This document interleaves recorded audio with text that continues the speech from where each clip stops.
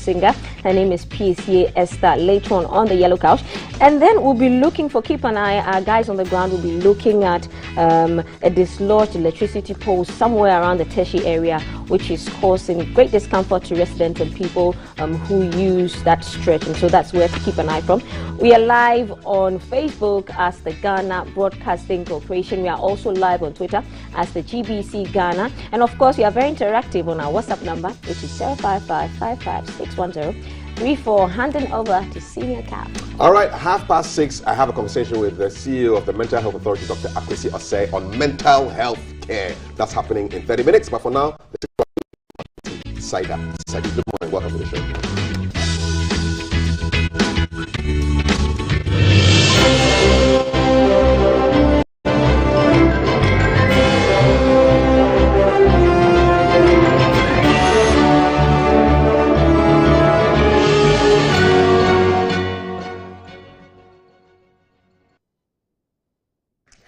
Good morning. Thank you for joining me on this side. This is GTV Breakfast News at 6 a.m. We're coming to you live in Studio 1 here at the Broadcasting House, GBC Kanda. I am Maltiti Saida Sadiq. Stories that are making headlines this morning. Sri Lankan President Gotabaya Rajapaksa has fled the country with his brother on a military jet, and they're yet to cite his resignation letter amidst riots and protests in the country. Also, the minority expresses displeasure on the EC's decision to use the Ghana card for a new voters register in Ghana. Walk out as the meeting with government ends in a stalemate, and there are no agreements that have been met. Also, Charles warns that schools may soon shut down because there's still food shortage in senior high schools. We'll take you to Japan and Congo on the foreign front. Let's start off with this topical story that's making headlines in Ghana and around the world, where President Gotabaya Rajapaksa fled the country on military jet. President Gotabaya Rajapaksa is Sri Lanka's former president, and he fled on a military jet amid mass protests over its economic crisis. The country's Air Force confirmed the 73-year-old flew to the Maldives with his wife and 2 security officials. They arrived in the capital, Male, at around 3 o'clock local time. And BBC Sinhala understands that Mr. Rajapaksa's departure ends a family dynasty that has ruled Sri Lanka for decades. The president had been in hiding after crowds stormed his residence on Saturday and had pledged to resign on Wednesday, July 13. That's today. We'll bring you more details surrounding this story on the GTV Breakfast News at 6 a.m. or on headlines on GTV Breakfast. Let's move on and talk about our striking teachers, where the 4 striking teacher unions remain on strike as its meeting with government ended in a stalemate. Now, representatives of the unions walked out of the meeting yesterday, citing betrayal of trust on the part of government. Addressing the media, the leadership of the union said government demanded the call of their strike before the negotiation could start. This was why they took an early leave of the meeting. The leadership of the teacher unions described the situation as unfortunate and said they will continue with their strike until further notice. The president of the Ghana National Association of Teachers, Reverend Isaac Owusu, and president of the National Association of Graduate Teachers, NAGRAT, Mr. Angel Kabanu, spoke to the media. And we are still on strike. We are still on strike. That's all that he has said. We don't want to give any further detail. No, we are not boycotting the meeting. There are other people still in there. Why are you leaving? That one we'll talk to you about it later. But for now, the strike is still in force. And we are still on.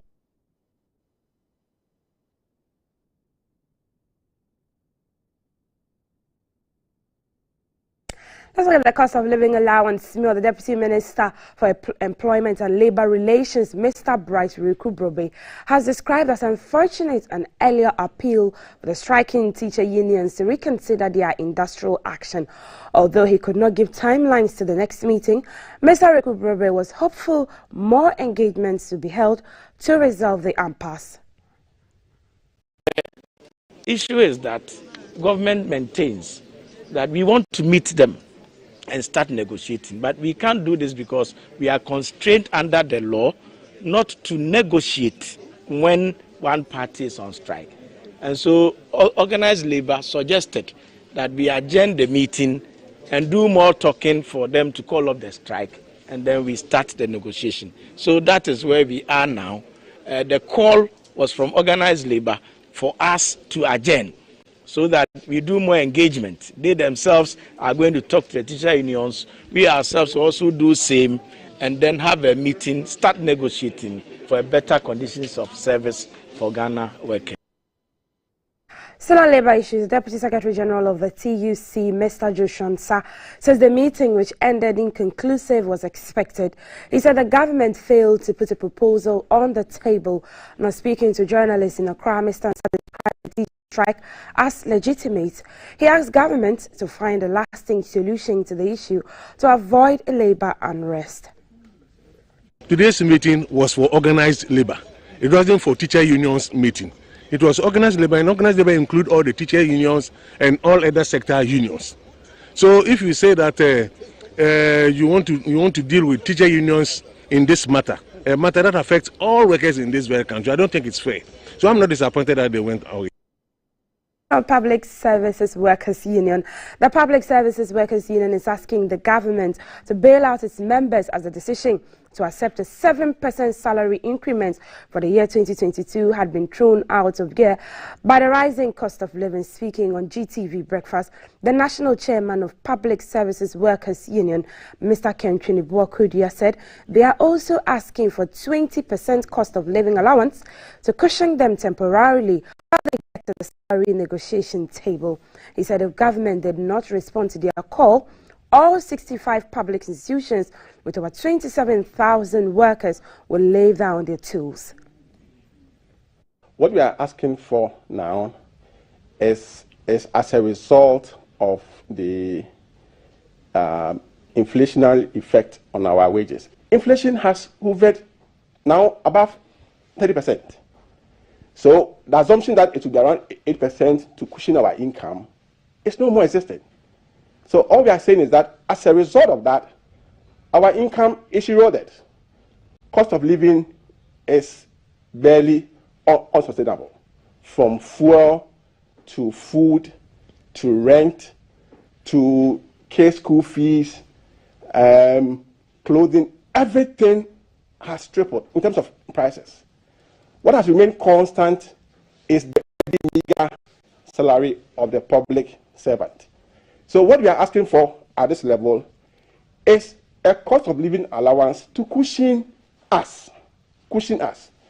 It cannot restore us to the value of our income, but at least it can give some relief to the worker. Since you've been in charge, what have been the challenges? Why have we not still seen the kind of changes we want to see? Okay, what we have not done much as leaders is to come out to our members and tell them what we've been doing at the back.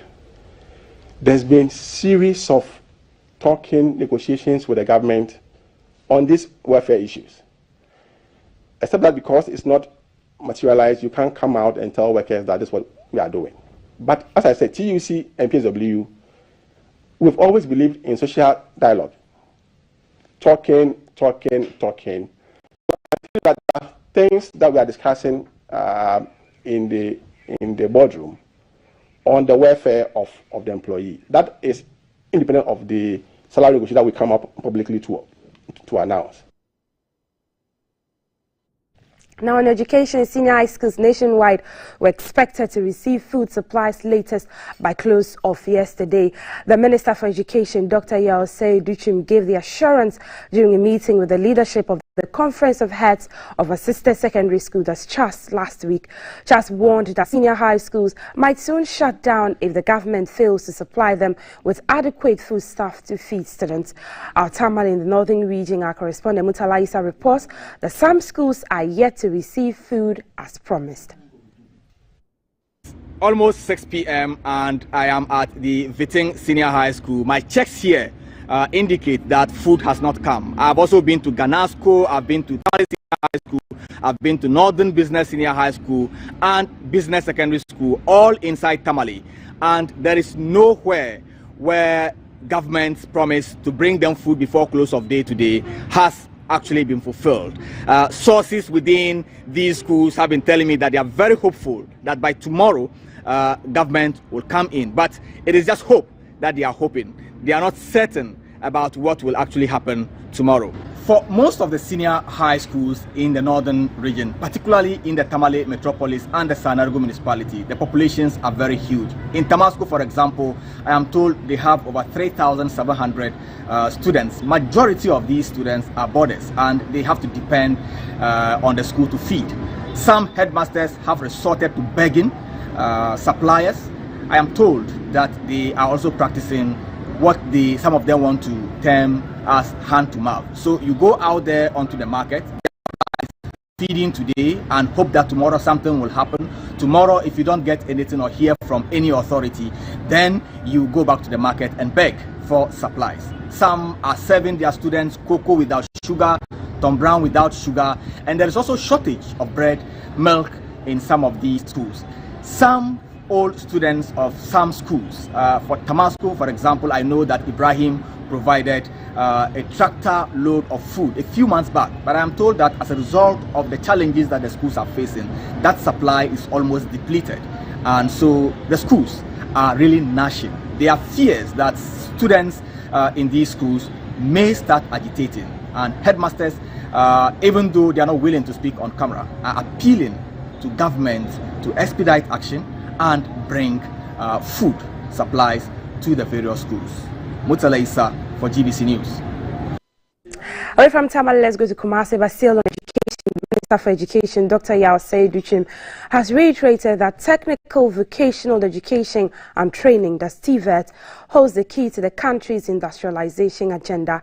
The technical sector, he stressed, has witnessed capital injection to put Ghana on a path to accelerated growth and development. Dr. Seiduchim was inaugurating a science laboratory for the Kumasi Academy Senior High School at Sokore Mampong in the Ashanti region. The project was initiated and financed by the Past Student Association of the Kumasi Academy Senior High at the cost of 9.4 million cedis. The facility is named Akuninin Science Lab because it is a gift from past students who were affectionately called Akuninin. The lab has a dedicated science library to be stocked with contemporary science books and computers with internet connectivity where students and their teachers can carry out research to enhance teaching and learning. The president of the All Student Association, Dr. Kwabena Dapasia Kwan, said they would set up a fund to maintain the beauty of the facility throughout its lifespan. The headmaster of the school, Mr. Samuel Kwame Gato, appealed to government to help expand the school's dining hall to accommodate the ever-increasing student population. The Ashanti Regional Minister, Mr. Simon Osei Mensah, appealed to the students to be disciplined and take their lessons seriously. The Minister for Education, Dr. Yao Osei Edichum, disclosed government's plan to adopt the school as a TVET center and resource it to meet the demands of students. Other schools across the country will be looking at your example of an old students association that puts up a top level 21st century center, science laboratory, because you see they added the robotics and everything. So this is not your regular science lab. You actually have done 21st century STEM lab.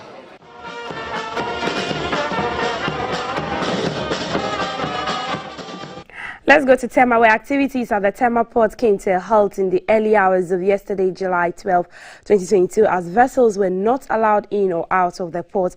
Workers of the Ghana Ports and Harbours Authority demanded that Meridian Port Services cede 20% of the container business to the authority. According to the workers, Meridian Port Services, through a concession agreement, took over the container business and agreed to cede 20% to the Ghana Ports and Harbours Authority.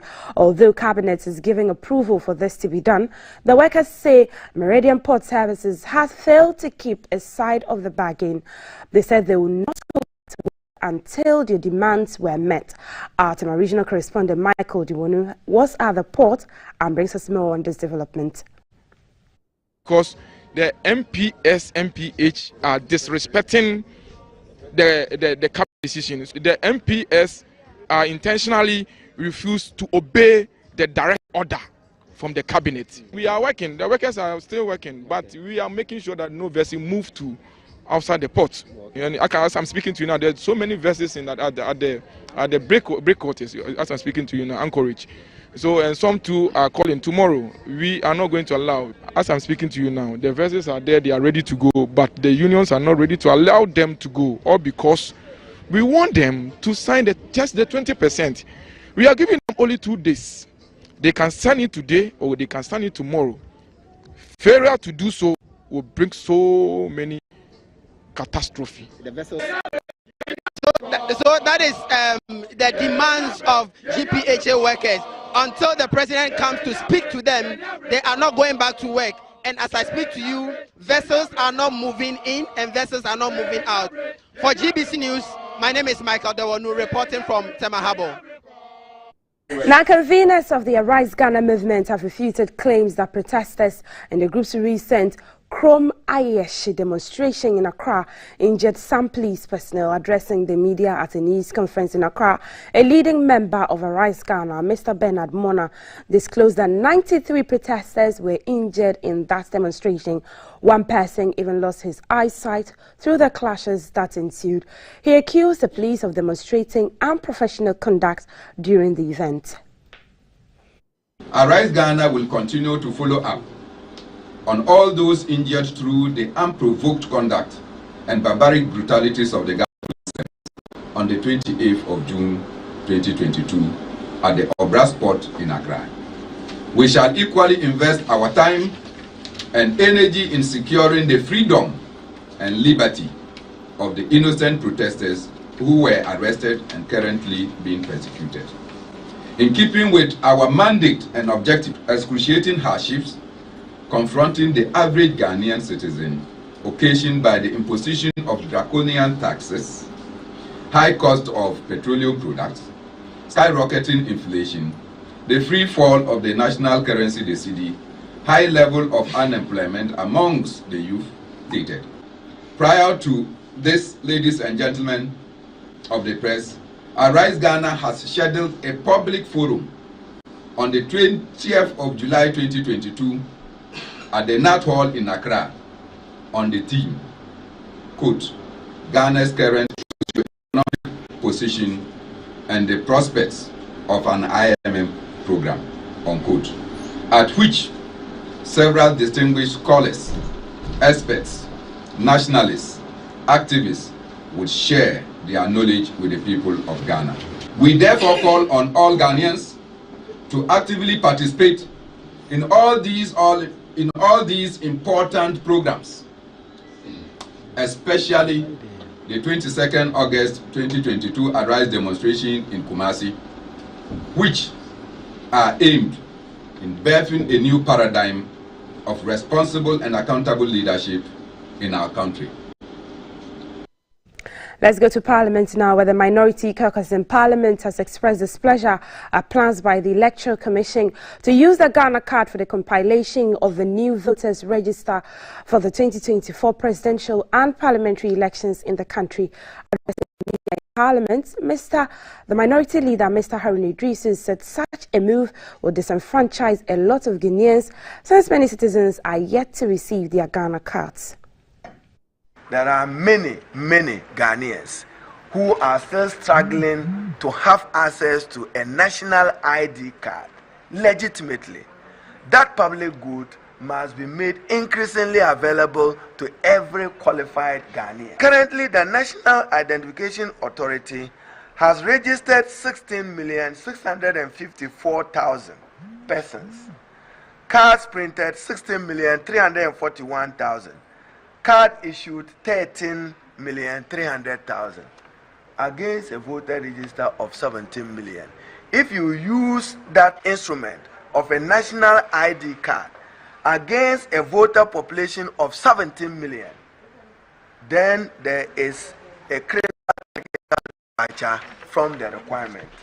We may not even have a voter register to rely on for the conduct of the 2024 presidential and parliamentary election, because the number of Ghanaians on the voter register far exceeds the number of Ghanaians on the national ID card data. And yet the national ID card has other persons, including foreigners, on it. Given this struggling IMF economy, we do not think that we should be spending more money in the compilation of a new voter register.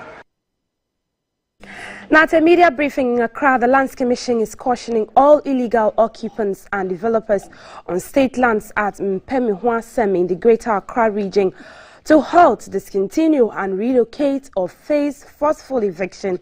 The Commission says it will demolish all illegal structures on the said land, which houses some churches, institutions of higher learning and homes. Also, the Ministry of Lands and Natural Resources is to rezone the Sakumo Ramsar site at Tema, and all properties within the boundary will be demolished.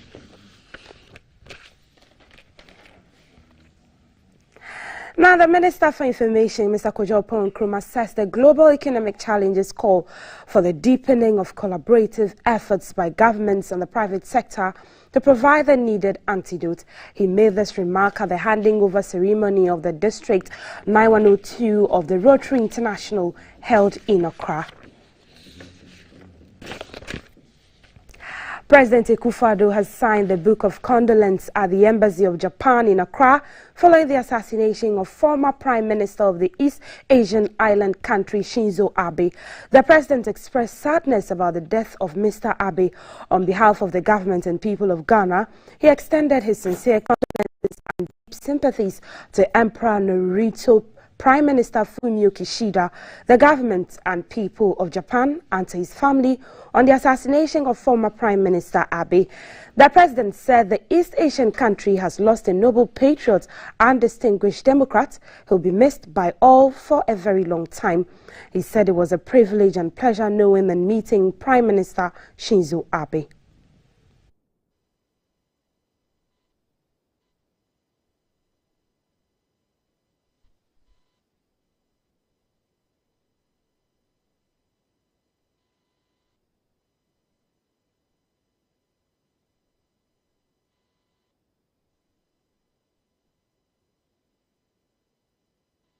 Let's go to the international front, where crowds lined up the streets of Tokyo to pay their last respect to former Japanese Prime Minister Shinzo Abe, who was assassinated last week. The 60-year-old was shot dead on Friday while speaking at a campaign event in the southern city of Nara. On Tuesday, a hearse carried Mr. Abe's body to the capital and passed landmarks to the funeral hall, where he was then cremated.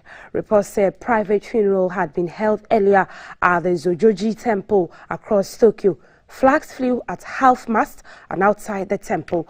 A long queue of mourners stretched over 2 blocks, many carrying bouquets. The hearse travelled past the headquarters of Abe's Liberal Democratic Party, that's the LDP, before making its way to the Prime Minister's residence, where Prime Minister Fumio Kishida and other lawmakers received the motorcade. It later passed the Parliament building, where Mr. Abe first entered as a lawmaker in 1993, before arriving at the Kirigaya Funeral Hall. Let's go to Congo, where the Democratic Republic of Congo has officially become the 7th member of the East Africa Community, EEAC. This is after depositing the instruments of ratification to the bloc's headquarters in Arusha, Tanzania.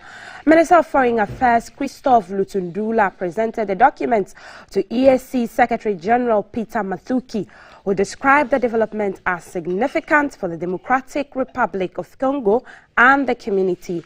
Reports say member states approved DR Congo's request to join the bloc in April, and the country's parliament ratified the decision last month.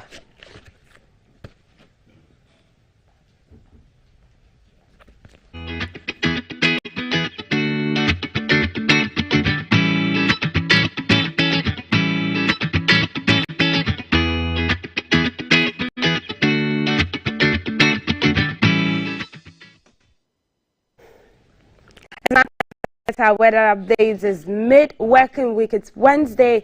Felicity Ahafianyo, who we missed yesterday, joins us on the phone lines now. Good morning, Felicity. Good morning, Maltiti. I hope your holiday went well. Yes, by the grace, it went very well. Great. How is our Wednesday weather looking like? Yes, our Wednesday is looking pretty just like what we observed yesterday. Cloudy weather with light rain or drizzle for the coast, and then a slight rain over the middle sector. This morning we have a weak rainstorm that is propagating from Nigeria is into Benin, Togo now, moving into Ghana. We are expecting it to engulf the upper east region, part of northern and savannah region this morning to cast cloudiness with a possibility of a moderate thunderstorm with rain.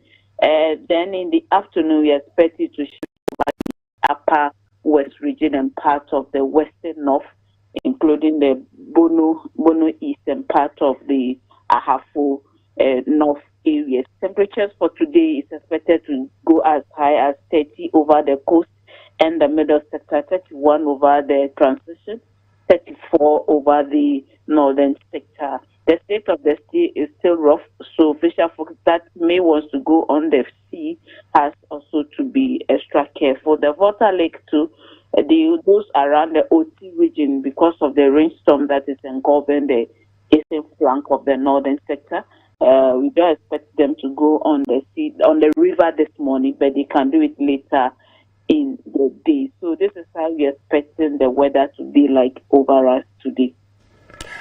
Right, thank you so much, Felicia Afenyo just gave us details of how the weather will look like today. If you just missed it, go to Facebook, the Ghana Broadcasting Corporation, and you'll be able to get the weather report for today so that you can plan your activities today. But that's it for GTV Breakfast News at 6 a.m. with me, Malti Saida Sadek. I'll be back at 7 a.m. with sports news. But up next is Health Check. A sound mind, they say, resides in a sound body. We're talking mental health care, and CAF will be sitting with our experts, after which the celebrated youth envoy who will be on the show on Lifestyle with Valerie will be talking gospel music. Stay with us.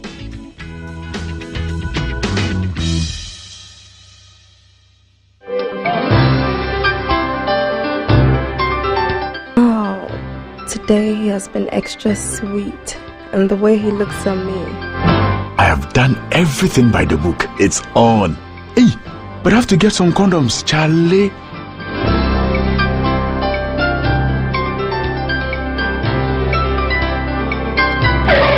Using a condom will protect you and your partner from HIV, STIs, and unplanned pregnancy. Condoms are an effective way for protection against HIV infection. Don't take risks. Use a condom every time.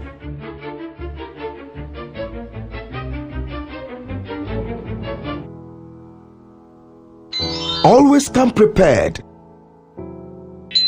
This advert is brought to you by the Ghana AIDS Commission and Ghana Health Service.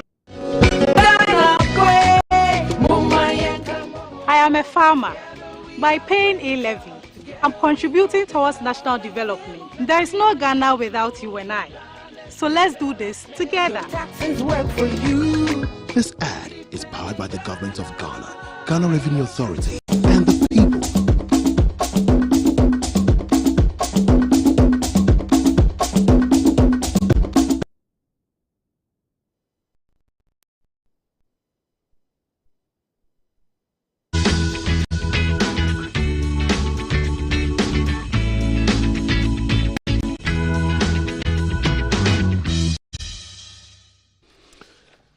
Good to have you on the show. Still to come, we've got our headlines at 7:20. I just read a beautiful piece by the veteran journalist Cameron Dodu on Ghana and the IMF. You need to find today's Ghanaian Times and read that piece from word to word. You just be educated.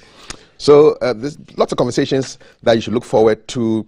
We have got a youth ambassador who we'll be chatting with on today's show, and also speaking with a very talented gospel artist. We've got updates on things that you need to be very aware of in Teshi and other parts of the country. So you stay with us. This is GTV Breakfast. Our WhatsApp number is 05 6:34. Sports news in about 31 minutes. But before that, let's talk health on Health Check. And following the launch of the Ghana Mental Health Policy, which covers promotion of mental health, prevention and management of mental health conditions for all persons, it's imperative to have the right structures in place where we can easily access mental health care to receive the attention and the necessary solutions that we need for our mental health. To have a conversation on mental health care in Ghana is a very experienced psychiatrist who has practiced in Wa, in Kumasi, in Ankafo, in Asante Mampong, also in Accra for 10 years. He was the chief psychiatrist at the Accra Psychiatric Hospital. He's now the chief executive officer of the Mental Health Authority. Dr. Akwesi Osei, good morning. Good morning. It's so good to have you here. Good to be here. Doing great, thank you. Awesome. It's been a while. Today we just want to have a little overview of mental health and see where we can go as far as getting solutions to the big problems that have affected us. So just broadly, how would you, from your seat as the boss of the authority, how would you assess the state of mental health care in Ghana? Well, thank you very much and very good morning to our viewers. State of mental health care in Ghana. We've come quite a distance. If you had asked me this question in, let's say, some 10 years back, my answer would have been horrible. I would have given it, let's say, 2 over 10. 10, 50 years ago, 2 over 10. Even when I gave 2 over 10, my colleague said you are being too generous. If you were a teacher, you would just be too generous. And that maybe 1 over 10 would have been good. But now, they all agree with me that at least 5 over 10. I won't say at least 5 over 10, which is barely a pass mark. So we are not doing too badly compared with where we were some 10 years ago. Well, that is before the passage of the Mental Health Act, 2012 Act 846. But now we are doing quite well, but we still have a lot way to go. Okay. Maybe as you proceed, you'll get the details. Sure. How impactful has been the passage of the Mental Health Act? It's been impactful. As I said, we've moved from 2 over 10 to 5 over 10. What does that mean on the ground? Yes, what it means is that, for instance, you needed to move from Tatale, Tumu, Zabzugu, wherever you were. If you needed mental health care for a severe condition, you needed to be transported all the way to Accra, Ankafo, Pantan. These are the 3 psychiatric hospitals, which are still the 3 psychiatric hospitals we have, for you to be admitted. Imagine the challenges you go through. If you are really aggressive, they will need to get a whole vehicle for you alone. Now, any facility near you, you can access some mental health care of some sort. Any public facility? Any public facility, you can access. Polyclinics, whatever. Even up to chiefs centers, you can access some mental health care, even if it's only first aid mental health care. And then they can proceed and take you further if you require further attention. So that is good. All regional hospitals have psychiatric wings. Some of them not the way that we want. We want really wings as we have in 3 of the 16 regions. Koforidua, we have for Volta, we have for Sunyani. Sunyani. These are 3 psychiatric wings, because they have dedicated wards, dedicated units for that purpose. The other regions don't have this kind of situation, but they all see psychiatrists, so they have psychiatric units of some sort. Then, so that's all the 16 regions. Then you go to the districts, they all see in psychiatric patients. All the districts of Ghana? All the districts. And as I said, even if you go down, so that one, we have decentralized mental health care, which is a central policy of, a central theme of the policy, the 12-year policy. So that is good. We have trained more personnel. As we speak right now, there are 55 psychiatrists. At the time the law was passed, there were just about 10 psychiatrists. So that was a big challenge. 55 psychiatrists for a population of 30 million. Which is low, but compared with that time, 12 years ago, you were about 24, 25 million, and we had only 10 psychiatrists. So that's about 1 psychiatrist per 1.5 million population. But right now, 1 psychiatrist maybe per about 500,000 population, that was. What is the recommended WHO Well, ratio? It depends on the country to country, but at least have, for a country like Ghana, you should have not less than 100. Not less than 100. You should have. So you need double your number, really. And we are getting there, because as you speak right now with the 55 on the ground, there are about 20 in training. And you all come out in 3 years' time. So to add to the 55 to 75, and we have the training going on. So we will hit the 100 mark probably in the next 6 or 8 years. So that's and it's your argument that the Mental Health Act has encouraged. Yes, this. it has. But there are other factors too. For instance, the establishment of the Ghana College of Physicians and Surgeons. In the past, we were all trained either outside or the Nigeria, the West African program, which is based in Nigeria. Now it's also been decentralized, so you have that training. But with the Ghana College of Physicians and Surgeons, it's helped a lot. We are trained them locally. Plus, another thing that's also very important is the fact that truly in we don't have enough exposure to psychiatry. So many people come out, they really don't know much about psychiatry. That's why often people, you are aggressive, you go, they will look at you and say abnormal behavior, diagnose psychosis, refer psychiatry. Meanwhile, it may be a physical condition underlying it. It could be things like anything that might give rise to fever or meningitis. But when then the Medical Data Council, together with Ghana College, we all agreed and we established a rotation in housemanship. Those days, you only did your housemanship, that's internship. You finished the medical school, and then you had a mandatory 1-year period where you spent 6 months in a particular discipline, obstetrics, gynae, or surgery, or pediatrics, or internal medicine, and then 6 months the other discipline. So 1 year. Now, Medical Data Council extended it to 2 years, mandatory. So you should cover 4 areas. Of which psychiatry is a part? No, yes. So now psychiatry is a part. Then it wasn't. Then it wasn't. Okay. And either your third rotation or your fourth rotation, it must be in, well, not only psychiatry, there are other disciplines. We call them deprived disciplines, where people were not too keen on going. And like laboratory medicine, psychiatry, those areas. So you choose to go there or one of those other disciplines. And with that, when people come and they get 6 months exposure in psychiatry, a good number decide that, oh, I didn't know it was so interesting, I'll remain. So psychiatry is now becoming more attractive and sexy for the doctors to want to be. I would say so. In your time, was it a feared place or misunderstood? A whole lot of things. One, it was misunderstood. Two, it was stigmatized. Three, ignorance about what it was. And stigma oftentimes comes through ignorance. Did you feel that stigma when you started, when you decided to be a psychiatrist? Many people told me that, why do you want to go there? They told you that? Oh, I mean, you'll hear so. Of all disciplines in medicine, why is it you want to go there? No. And people tell you, I'm going to be called mad doctor, which is the term they use for it. Did they call you that?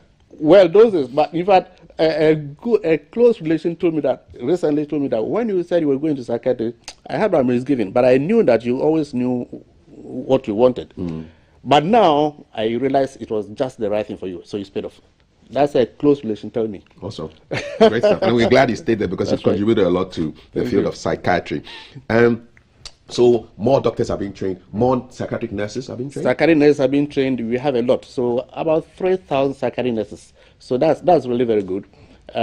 We also have, in the past, you needed to finish, for nurses, you needed to finish your general nursing and then go and spend a little time in the field. Then you come for what they call post-basic psychiatric nursing. So a place like Ankafo, when I went to Ankafo in 98, a whole big facility, they were training only 5 psychiatric nurses a year. 5 psychiatric nurses a year. Wow. And these were post-basic in the sense that you were a general nurse, and then after that you go for the psychiatric training. And of the 5, one might be coming from, let's say, CHAG, Catholic Health, Christian Health Association of Ghana, one might be coming from military, one might be coming from various, maybe only 1 or 2 from the Ministry of Health.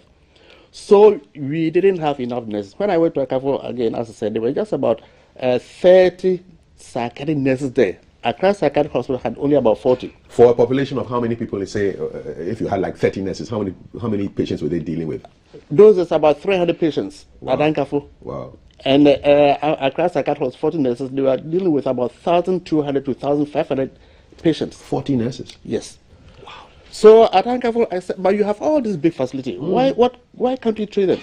And the principal then said, we are prepared to train them. We have the teachers, but somehow we are not being allowed. I say, whatever it is for you to train more, I will encourage. So we are upgrade, we gave them support to expand the facilities, I mean, in terms of beds. And at that time, they started, they absorbed 40 more in addition to the 5 that they were training. So it increased, and to date, they are training about 150. Yeah. So all that has increased the numbers of psychiatrists we have. We have psychologists also increased numbers. Those days, the ministry didn't have an established post for psychologists. Meanwhile, psychologists were being trained in the system, but they came out and went to do a whole lot of other areas. Now the ministry has established that policy. Okay.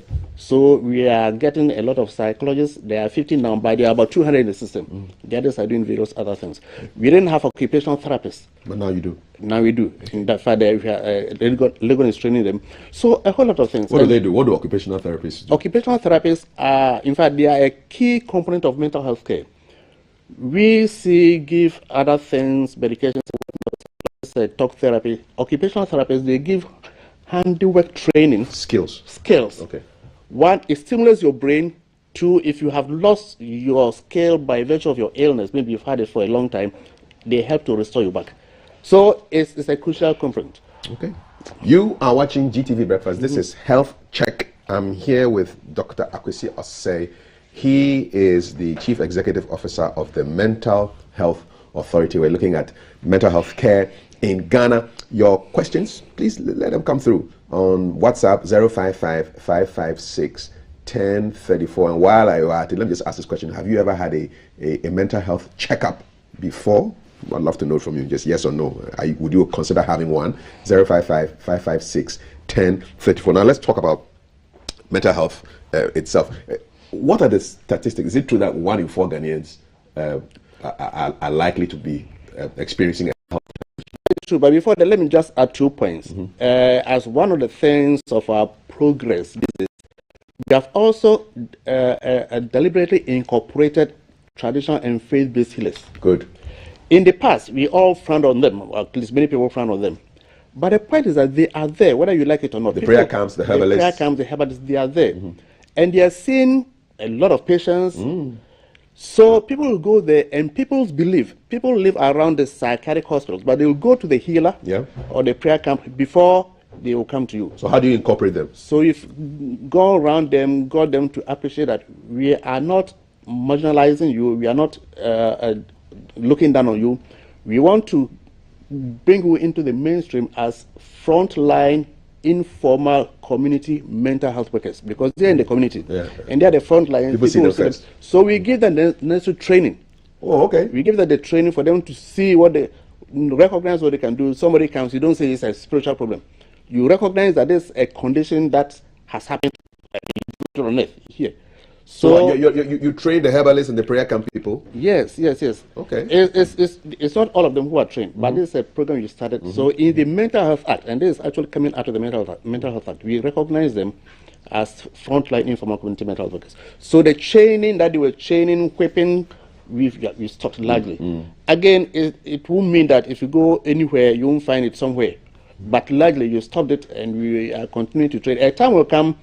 In fact, it is a law, but we are deliberately not implementing that aspect, that if you put anybody in chains, you will be taken to court and go to jail. Because we need to increase our numbers, we need to increase the awareness, give the education. Right. But you get it. So that is one. Okay. The other component is a lot of education that has been given. A lot of public education is been going on, which is helping towards the destigmatization. Okay. As I said, 10, 15 years ago, people watching you would ask you, the problem that you should be talking to Dr. Say. Exactly. But now they will say, oh, you had that kind of thing. So that's now people go to the psychiatric hospitals that I saw this on the television, I watched this on the television, I heard this on the radio, I read it in the papers, and it looks like I have a similar condition, so I'm coming to check, which is good. In the past, they wouldn't come. So it's becoming more normalized for you to go and visit a psychiatrist. That's right. Now your question, the statistics generally is that for every 5 people randomly chosen, one of them has a psychiatric problem at that time. For every 5, randomly chosen. So 5 people in my studio here, one of us. Except that when you are counting, don't start counting from you 1, 2, 3. So I count from there, 1, 2, 3, and then end me. So I'm looking around the studio, I'm seeing the camera people. 1, 2, 3, 4. And then of the 4 remaining, so 5, 1 has a problem. Of the 4 remaining, 1 is likely to have it before he or she dies. So for every 5 people, 2 of them, either they have it or they will likely to have it. And that means it's a very serious condition. So that's about 10%. And statistically in Ghana too, it's about the same situation. Some studies were done some time back in 2009, and they found that 20% of Ghanaian population had what we call moderate to severe psychological distress, which was strong enough for us to say mental illness. And the impact of these numbers must be quite serious on all facets of our life. Yes. How will it manifest? Mental illness manifests in various ways. To start with, mental illness is not one entity. Malaria is one entity, one disease. COVID, one disease. Even there you can have subtypes. But mental illness is not one entity. Over 300 conditions that are all mental illnesses. So we tend to lump them as one condition. No. Now, however, you can put all the 300 or more into 2 broad groups, the major one and the minor one. So the minor one, the person knows he has a problem, others don't know. Before I came to the studio, somebody asked me, so what about if you get up in the morning, you're going and locked your door. So you go and check and you've locked. You come back, you take 2 steps, something tells you didn't check it well, you go back. If it, once a while, it happens to everybody, all of us. But if it persists maybe 5, 10 times before that day you're able to go to work, and it happens 3 or 4 times a week, it happens every week or every other week, this is what we call OCD, obsessive compulsive disorder. It's a mental illness, but a minor one. So it's not madness in that sense. Now, when you manage, you go to work, nobody sees there's any problem with you, but you know that are uncomfortable. Somebody cannot be on the, let's say, 3 or 4 story building and look down. Somebody cannot be in a plane and sit by the window and look down. You feel like it's crashing. Fear of heights, mental disorder. But somebody else will not know. So all those and many others are the minor or the minor mental disorders. Now there's the major one, the person himself does not realize he has a problem. But other people feel. Those on the streets, dirty, unkempt, drinking from the gutter. And that's the picture we have of people with mental health. We always think that if you think somebody is, for want of a better word, mad or crazy, all they think of is a man on the street, very dirty, eating from the trash. But it goes beyond that. Obviously. It goes beyond that. In fact, we are trying to erase that image because it's been a stereotype. And that is not helping. So if I have, as I mentioned, the OCD and whatnot, then I will not feel comfortable going to the psychiatric hospital because I'll be taken to be where those guys are. That's right. Okay. So in fact, they are a minority, and I'm using minority here, not in the sense of the major minor illnesses, but they are as much as small subset of the bigger picture. For the bigger picture, of the 4 or 5 I said that every 4 or 5, 2, the majority of them have the minor ones that others won't see.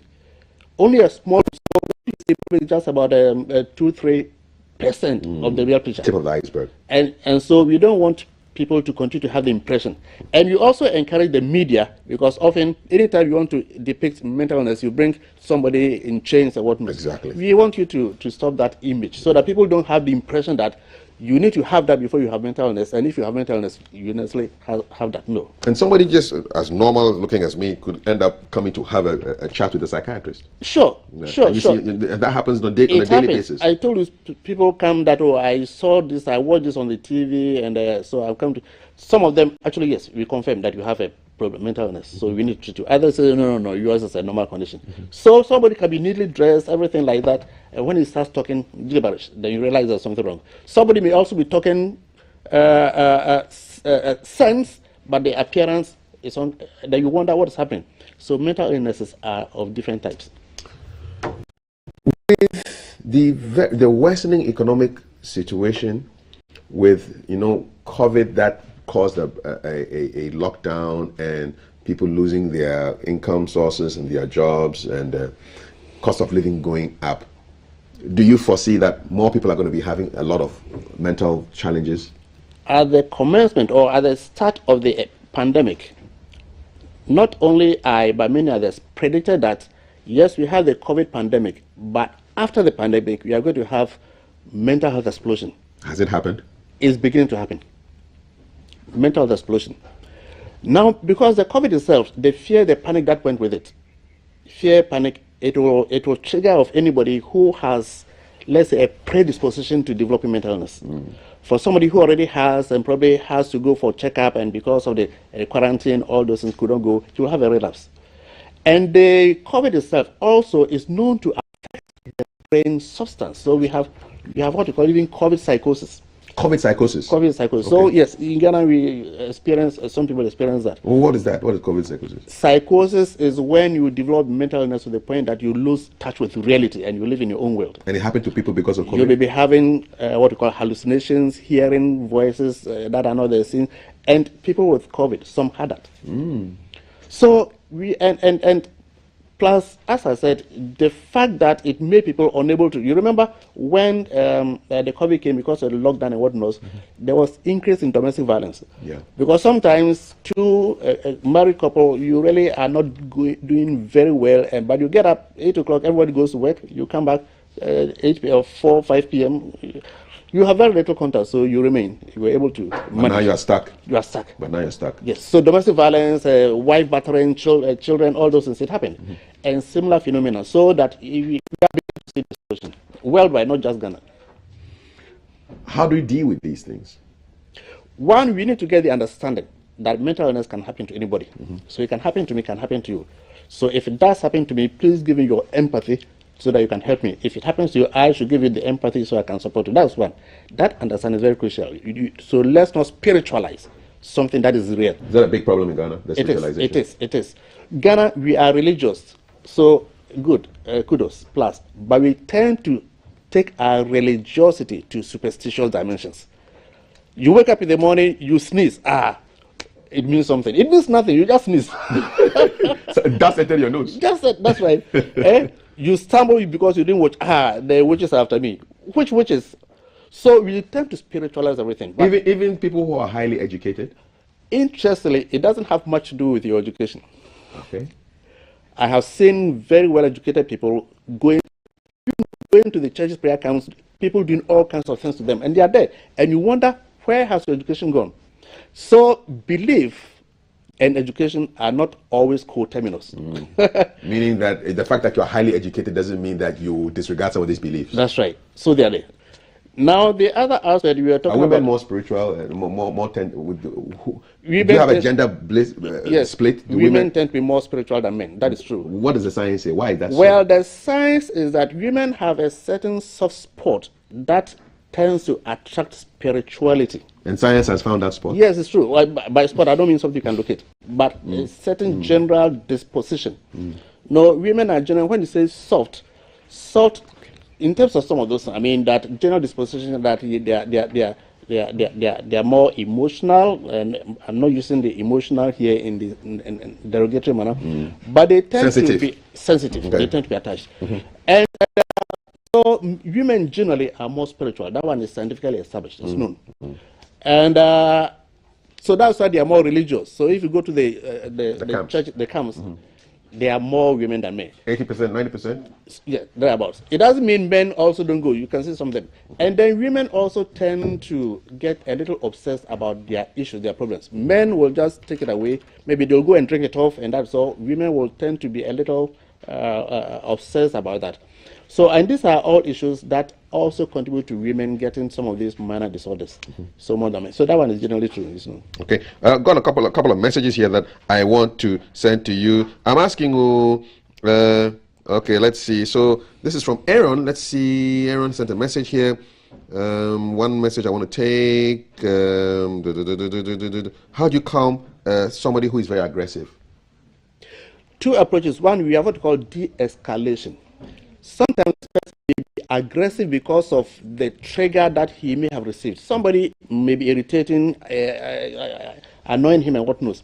So when they come to the hospital, for instance, and then they are all watching him and this person is aggressive, you go, we calm him down. Oh, what is happening? Don't worry, don't mind them. They calm down. And people wonder, do you have any magic? It's no magic, but we understand that we can get to their level of thinking and calm them down. De-escalation. That's one approach. If it does not work... You've done this before? Oh, yes. Just give an example of somebody who was very violent and what do you use to calm the person down? I am giving a typical example. Somebody comes to the hospital, put in chains, aggressive, leave me out. To start with the chains, if they put you and me in chains, I'm sure you'll all react. So he's been put in chains, he's reacting, living. And then, or kicking them. So I said, just calm down. So I go to him. Come, what is happening? What's your name? I start the rapport, the conversation. He builds up. He develops that trust in you that there's somebody who can listen to me, who understand me. Then he opens up and tells you, okay, calm down. So we are going to remove the chains. Will you cooperate? So you remove. I'll cooperate. Then you remove. This person is calm. Then others are looking and they are wondering what is happening. When I started my training as a well, in the beginning, I was not skilled in this escalation. Somebody came aggressive. They had put me in chain, and so I went there. My first reaction was to inject him. And he said, please, doctor, don't inject me. Just release me. Then I told myself, with all the big men coming with you and you in chains, me, tiny as I am, I should release you. So I did not release him. And then another doctor came. Then he asked the doctor, please, release me. And the doctor said, will you be calm if I release you? He said, yes. So he released him. And he was calm. But again, as part of my inexperience, with the history they had given me, I thought this guy can turn. So let me go and give the injection as part of it. So when I picked the injection, he said, don't come near me. He gave you the warning. He gave me the warning. The other doctor who released him, he collected and he gave to him. Quiet. My point is that we can reason with them. So don't think that he's aggressive, all the sense are gone.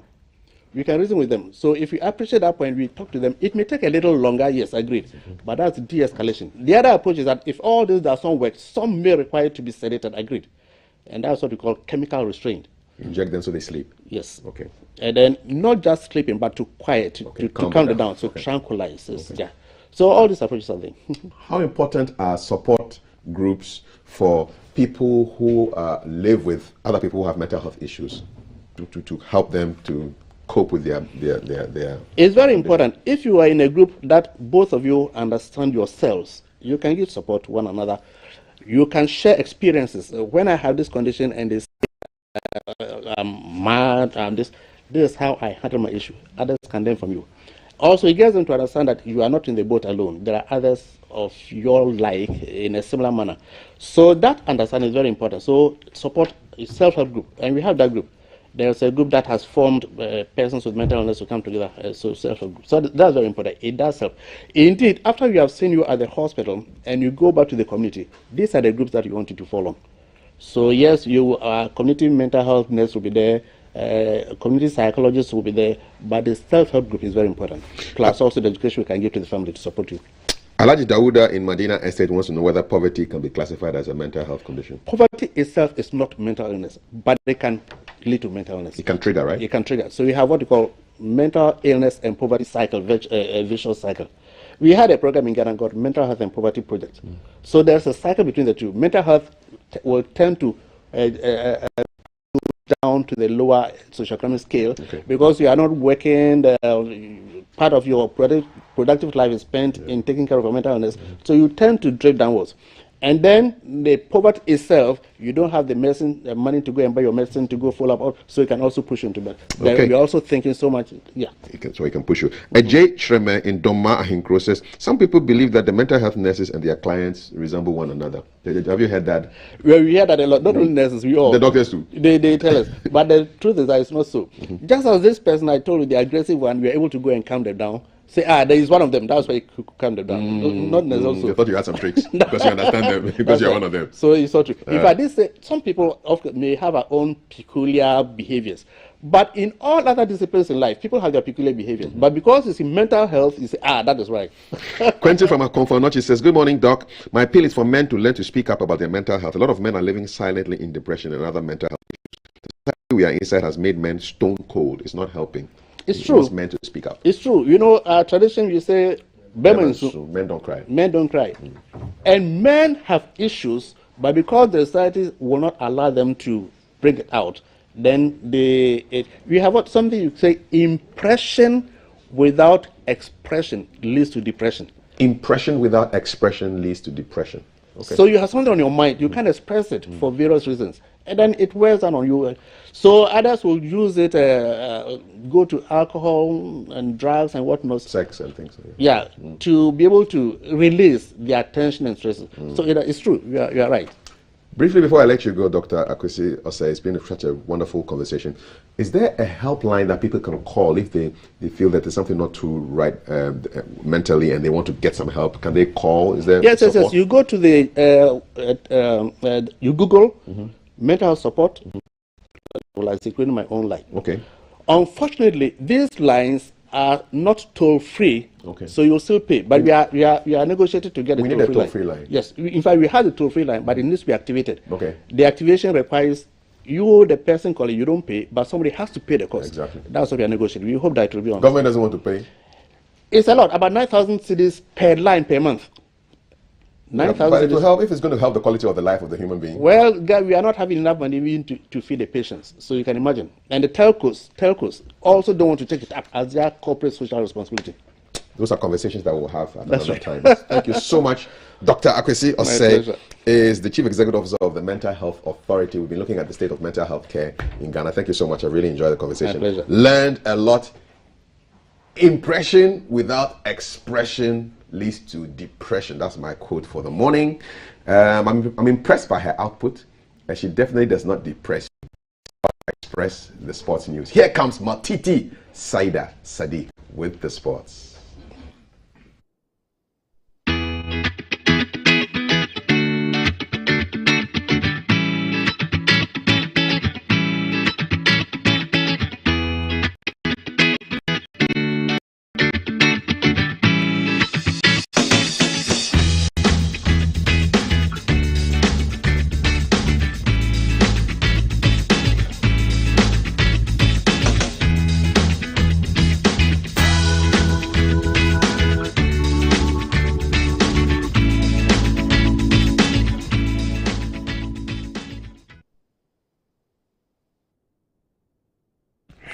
Well, mental health, the doctor says you should be happy. So regardless that Manchester United, the Red Devils, beat the rest Liverpool yesterday, I am going to be happy today.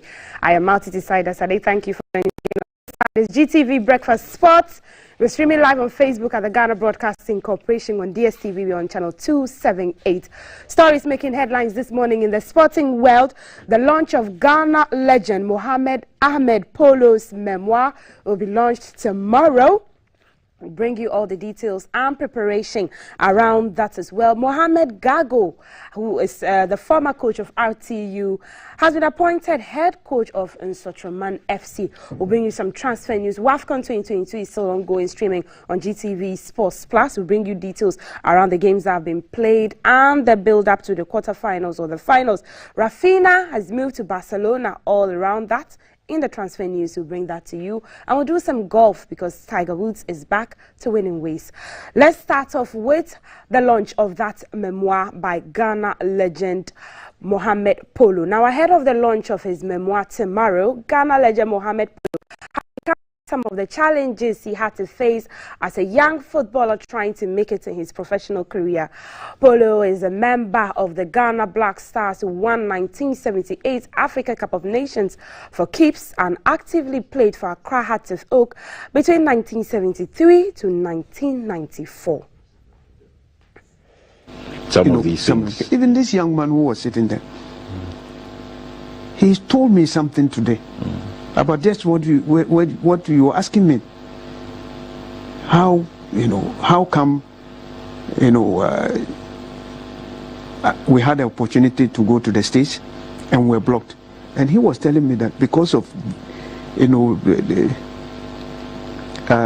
Will Evans, Wilber Fessenfum, and then Ajimanjew. All of them went to America, they didn't come back. Unfortunately, we became a scapegoat. Yeah. So that is life. And we were stopped. And you couldn't do anything. But fortunately, because I was very young, I still had the opportunity to go to America. Otherwise, God knows how one... Sure. Because that is what has changed one's life. And the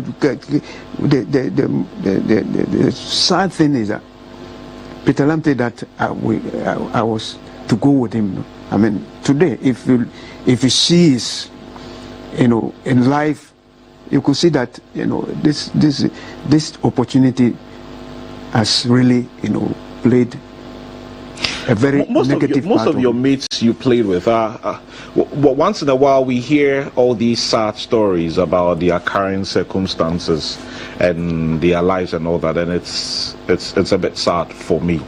Are most of them still around? Most of the players you played with, are they alive? Yeah, some of them are still around, and some have gone. Do you see them? We do. Even we do chat. The last time I met Peter Lamte and then Anas Said. They are all in Accra somewhere? They are all in Accra. Okay. We do meet and then we talk. And we have some sort of... Still on the legend, Mohamed Polo, in the 106-page book, Polo named his all-time Black Stars 11 in the book. He included himself, but controversially left out Asamoah Gyan, Samuel Osei Kufuor, Abedi Pele, and other big names. He has been explaining why he chose those players as his all-time first team. A lifetime. Yeah. And this doesn't come just like that. Yeah. It comes with a purpose and a legacy that we want to leave, and we want to ensure that everybody. You cannot satisfy. I remember, there was some sort of reportage that that came from the book. Okay. And people were not happy with it. Okay. That I brought in my best 11. Okay. But I didn't. I omitted some. But that is their opinion. Yeah, you also have your opinion. Yeah, why should someone have a problem with that? I didn't even do that,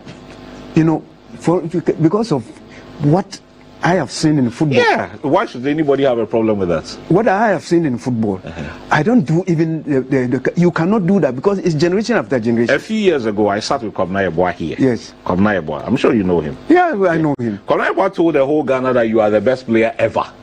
He didn't even say Ghana. No, you see. He said you're the best player ever. Maybe if someone has an issue with that, that's the person's headache. I wanted to maybe people are listening to us.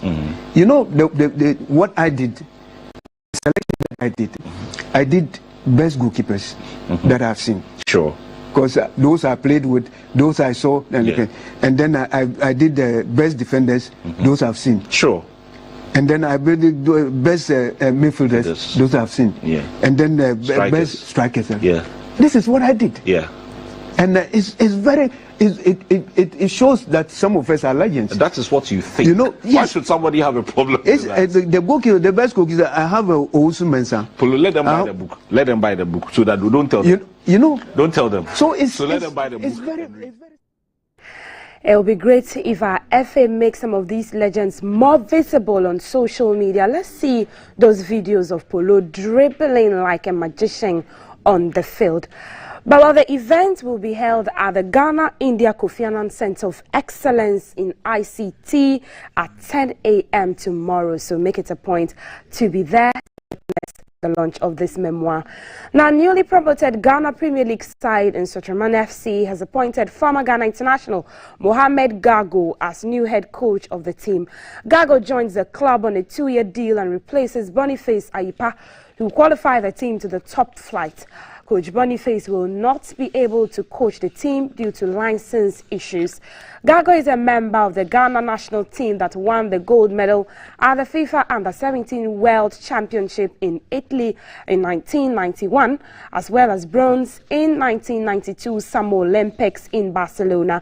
He has worked with teams like New Edubiasi United and Real Tamale United RTU, where he stayed until they were relegated in 2012.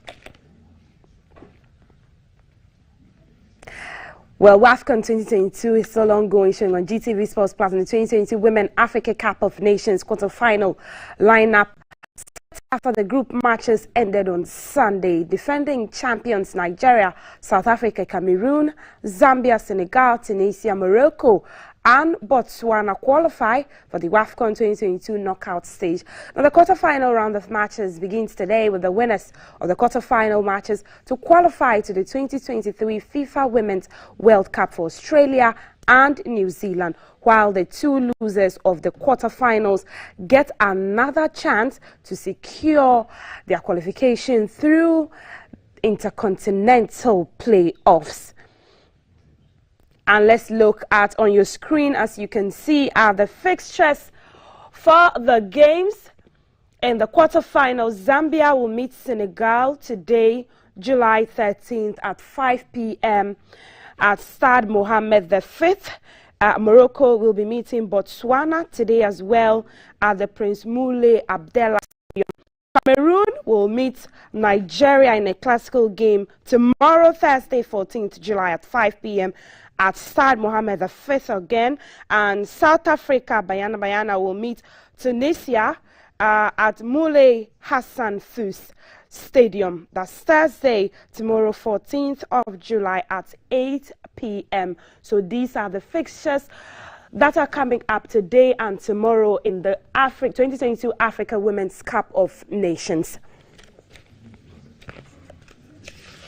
This will be live on GTV Sports Plus, as I said early on, and so you can watch the games there. We'll be back here tomorrow to give you details about whatever happened in those games.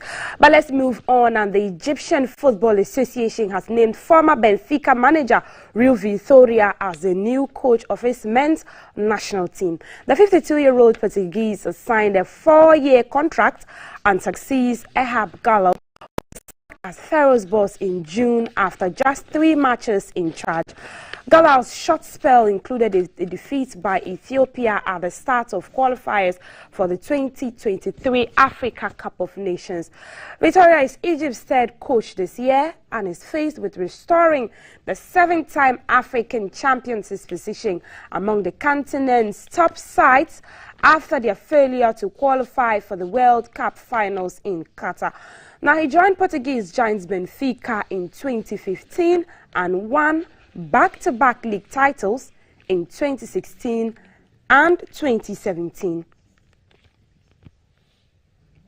Coaches are transferring and selling players. Barcelona have reached full agreement with Leeds United after today's proposal was accepted. 58 million euros was a fixed fee plus bonuses up to a total of 67 million euros that was agreed yesterday for him. Now, the Brazilian wanted a move to Barcelona since February, despite Chelsea and Arsenal fighting hard to seal his signature. Rafinha will sign a 5-year contract until the summer of June 2027 with the Catalan club. So this agreement was met yesterday. Good luck to Rafinha. England forward Raheem Sterling is flying out to join the Chelsea squad in Los Angeles prior to his transfer from Manchester City. The 27-year-old has agreed a 5-year contract to join the Blues in a £50 million deal. It is expected the move will be officially announced within the next 48 hours. Now, Chelsea are training at UCLA, and Sterling could be available to play in their opening tour match in Las Vegas against Club America on Saturday before taking on Arsenal in Orlando on July 23. Now, if the deal goes through, Sterling will be Chelsea's first major signing since it was taken over by Todd Boehly-led consortium. He has scored 131 goals in 339 games for Manchester City.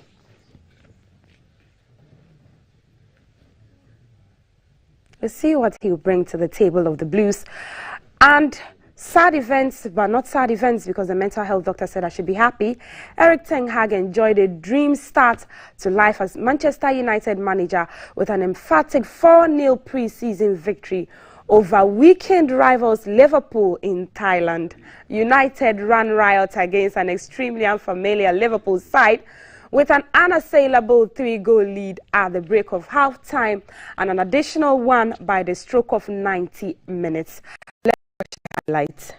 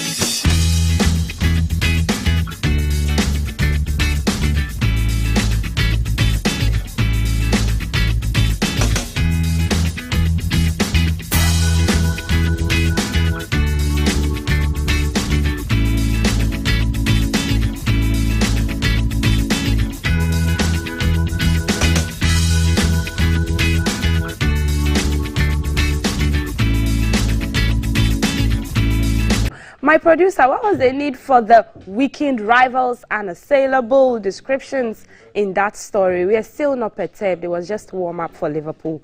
Let's move on and talk about other issues where Sir Mo Farah has revealed he was trafficked into the UK illegally under the name of another child, saying he wants to tell his real story, whatever the cost, unquote. The four-time Olympic champion told the BBC he was born Hussein Abdi Kahin, brought to the UK with a woman and her children under the name of another boy called Mohammed Farah.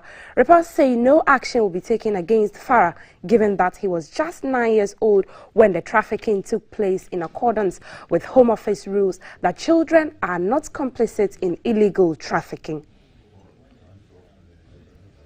It's not my name, or it's not the reality. The real story is I was born in Somaliland, north of Somalia, as Hussein Abdi Kahin. Despite what I've said in the past, my parents never lived in the UK. When I was 4, my dad was killed in a civil war. You know, as a family, we were torn apart from my mother, and I was brought into the UK illegally under the name of another child called Mohammed Farah. This is the visa document. Yeah, this is the visa to come to the UK, and this was the document we came with. You would have been 9, you hadn't turned 10 yet. Yeah, that is my photo, but it's not my name. From that moment, coming in, it was a different name and different identity. Let's move to golf now. Tiger Woods has shut down speculation that he plans to retire from golf at the 150th Open, although admitted it may be the last time he features competitively at St Andrews. The 15-time major champion has been plagued by injuries in recent years and has competed just twice in official events since last career-threatening car crash in California. Woods has previously indicated a return to full-time tour golf and would no longer be possible, according to him, while the former world #1 sitting out of last month's US Open to get himself physically ready to tie it up in the final men's major of the year. Am I not playing a full schedule? Yes, I've told you guys that many times. That's just my reality. I don't like it, but I just have to accept it. Yeah. But as far as retiring, and no. But you know, this may be my last chance. I'll be playing at St Andrews with a chance to compete at the highest level. If it comes around in 5, 6, 7, 8 years time, whatever the time frame is, who knows if I will play a game of golf at this level. I don't know. So I appreciate every single moment, especially coming back here. And regards to winning here on Sunday, I need to get myself into that position and making sure, as I said, I'm doing all my homework, making sure I do all the things I need to do to make sure that I put myself in there with a shot of going that back 9 on Sunday, and that's my responsibility, and hope I can do it. Well, Woods will be his 22nd Open Championship at 2:59 on Thursday afternoon, and teeing off. And that's it for GTV Breakfast Sports with me, multi-decider Sadiq. Up next is the headlines. Do go to Facebook at the Ghana Broadcasting Corporation, where we're streaming live, and take us to work there on DSTV. We're on channel 278. I'll be back tomorrow at 6 a.m. with all that's happening in the news. We still have that youth envoy conversation that will come later, and also gospel music on the lifestyle segment of GTV Breakfast. Stay with us.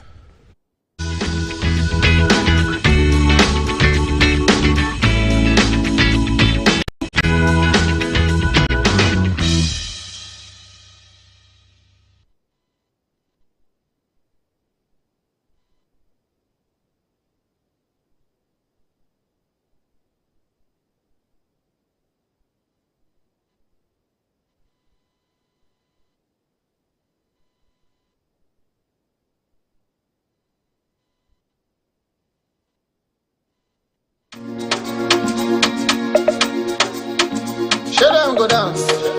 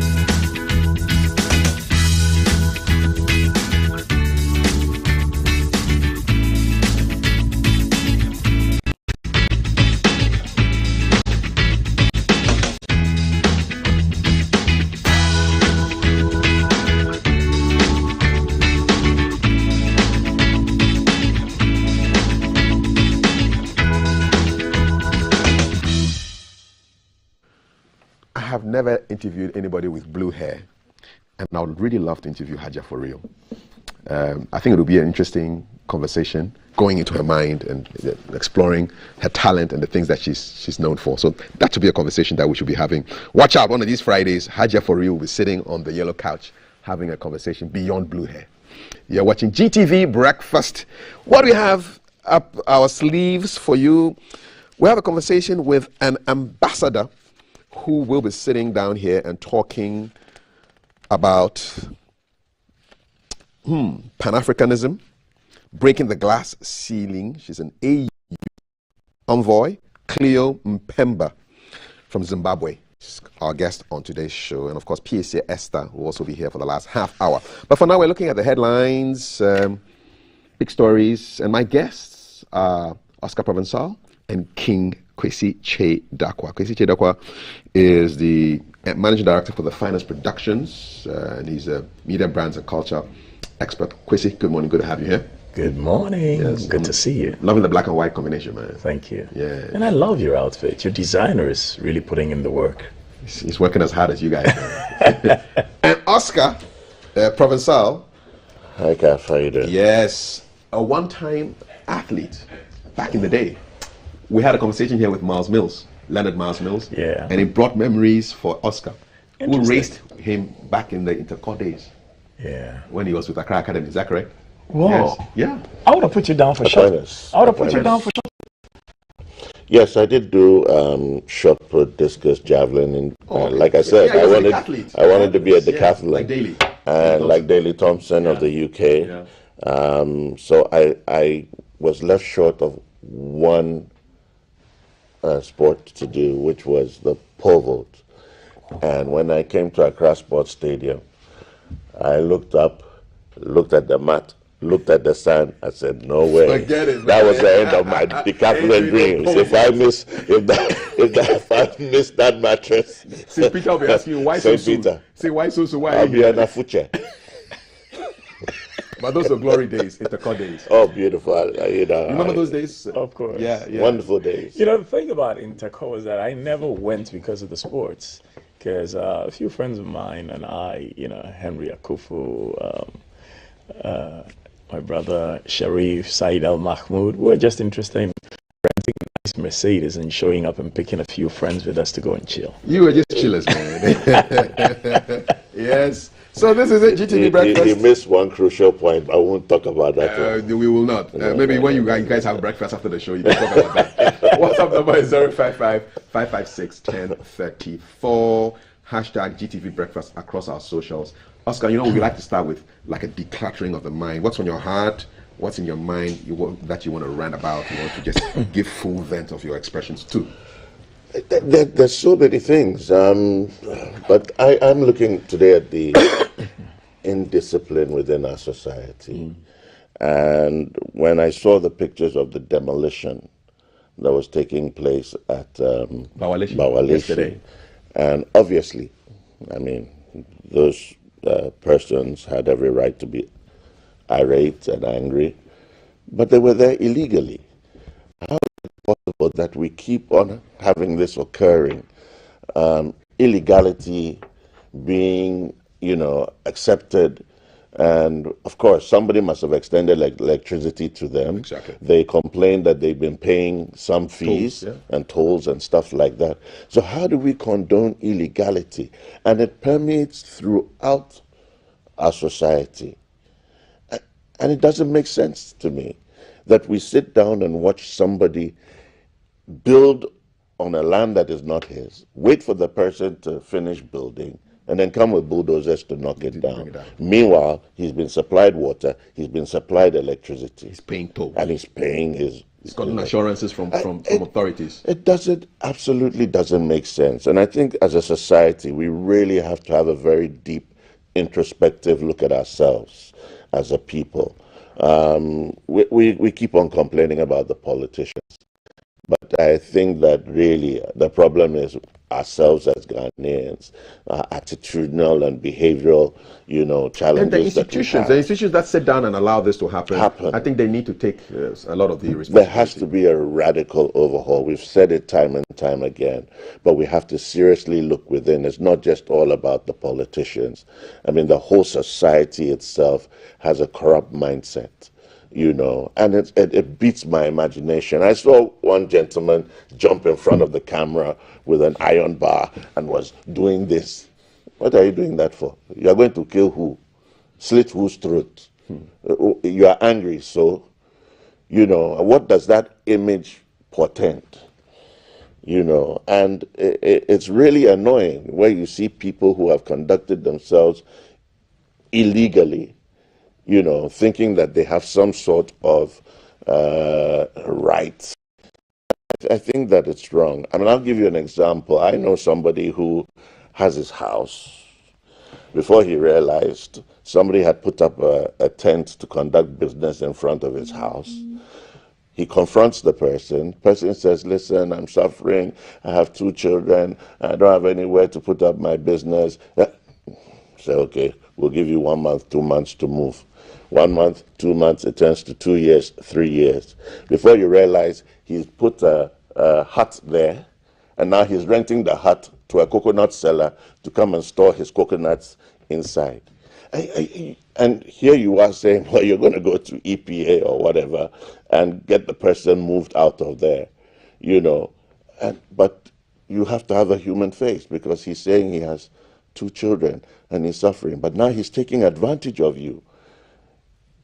You know, and it's amazing. It's amazing what's happening in this country. And something has to give, you know. And I think that we keep on talking about it time and time and time again.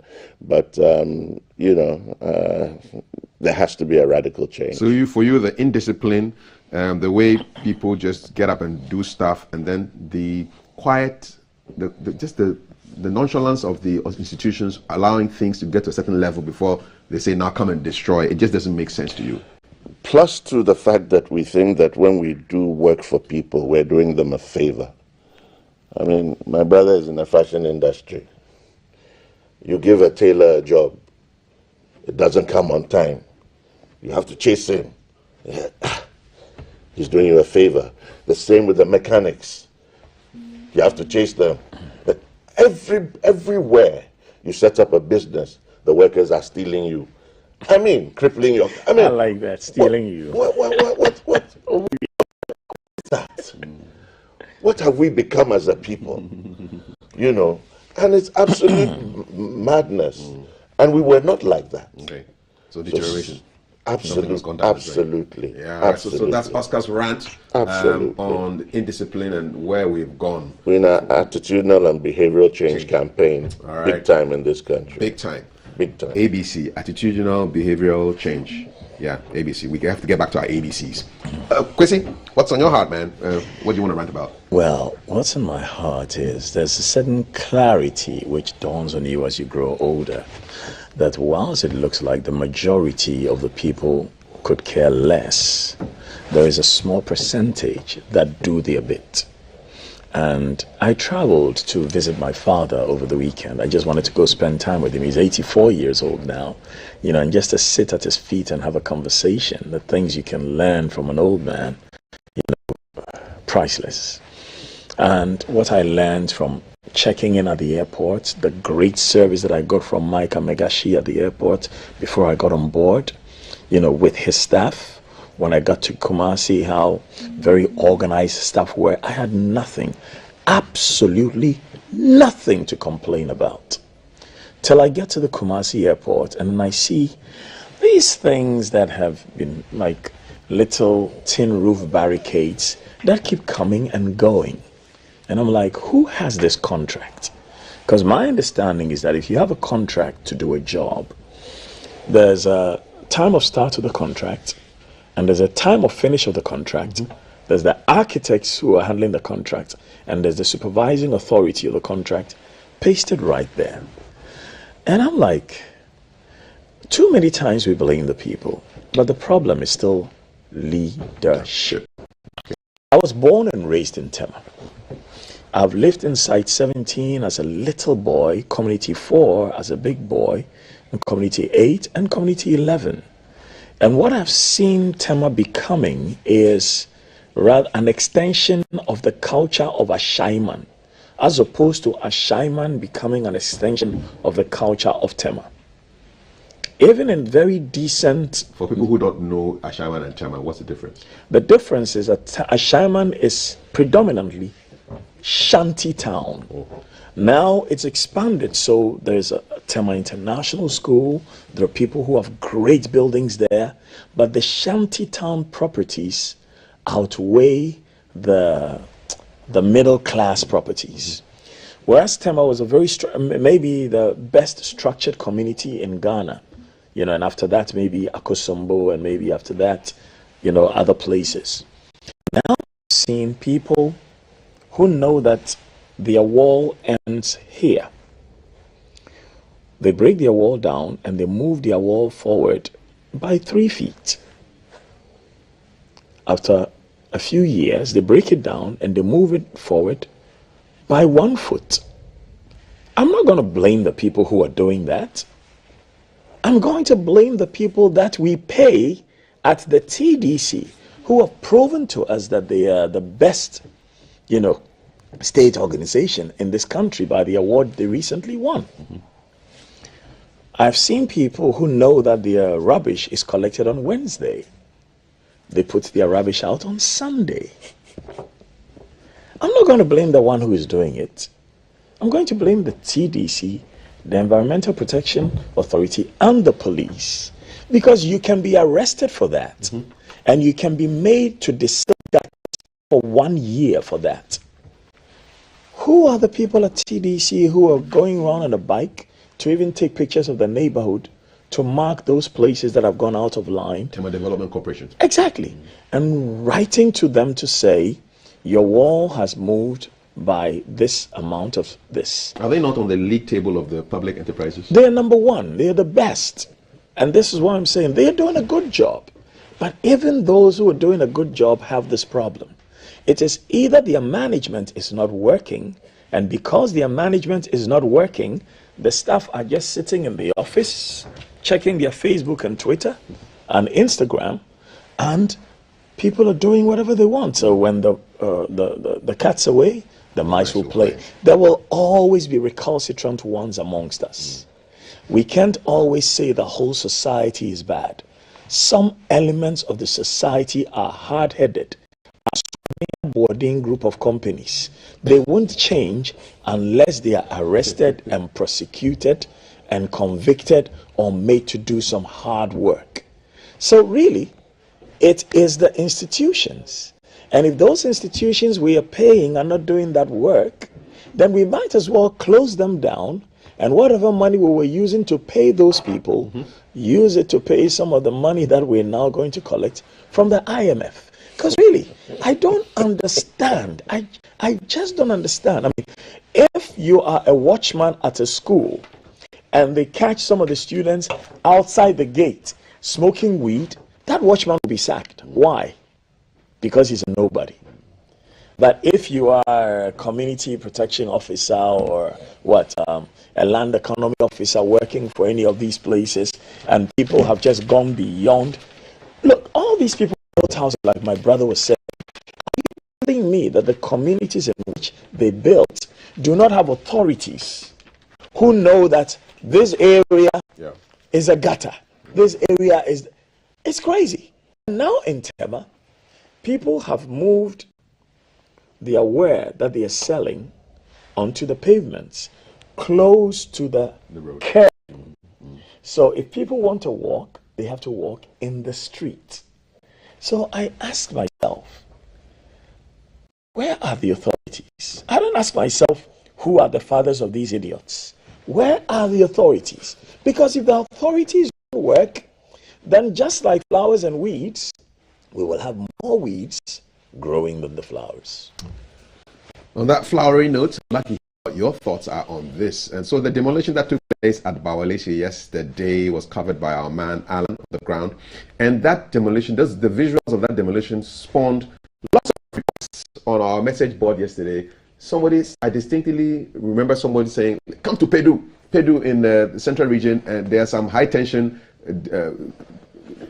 buildings that need to be destroyed. Somebody also asked us to come to Ashaiman, and there's some high tension structures that need to be destroyed. So yeah, we're collecting nominations for areas which you believe need demolition, not just in Accra, not just in central region, wherever you think that there's stuff that the authorities should have taken note of and are not doing. Let us know. You can send pictures also of these structures, and we'll try and compile a database with your help and see how we can get things sorted. Our traffic lights campaign is working. People are fixing the traffic lights, although today at first light there were no traffic lights. It was a bit of a scary situation trying to cross the first lights with vehicles coming from Malam, from Obechebi, from Dansuman, from Swan Lake, all in confusion. You know, there was no policeman there. It was dark, and so please go fix those lights. First lights deserves lights. It's called first lights for a reason. All right. Okay. 0555561034. Let's talk brief IMF because it's all over the news. There's a brilliant column by the veteran journalist Mr. Cameron Dodu. Oh, for how long shall we go from hand to mouth? It's in today's Ghanaian Times. And Ghanaian Times also has more headlines on IMF issues. IMF program should not affect free SHS, says the CRI. Who are they? We'll find out pretty soon.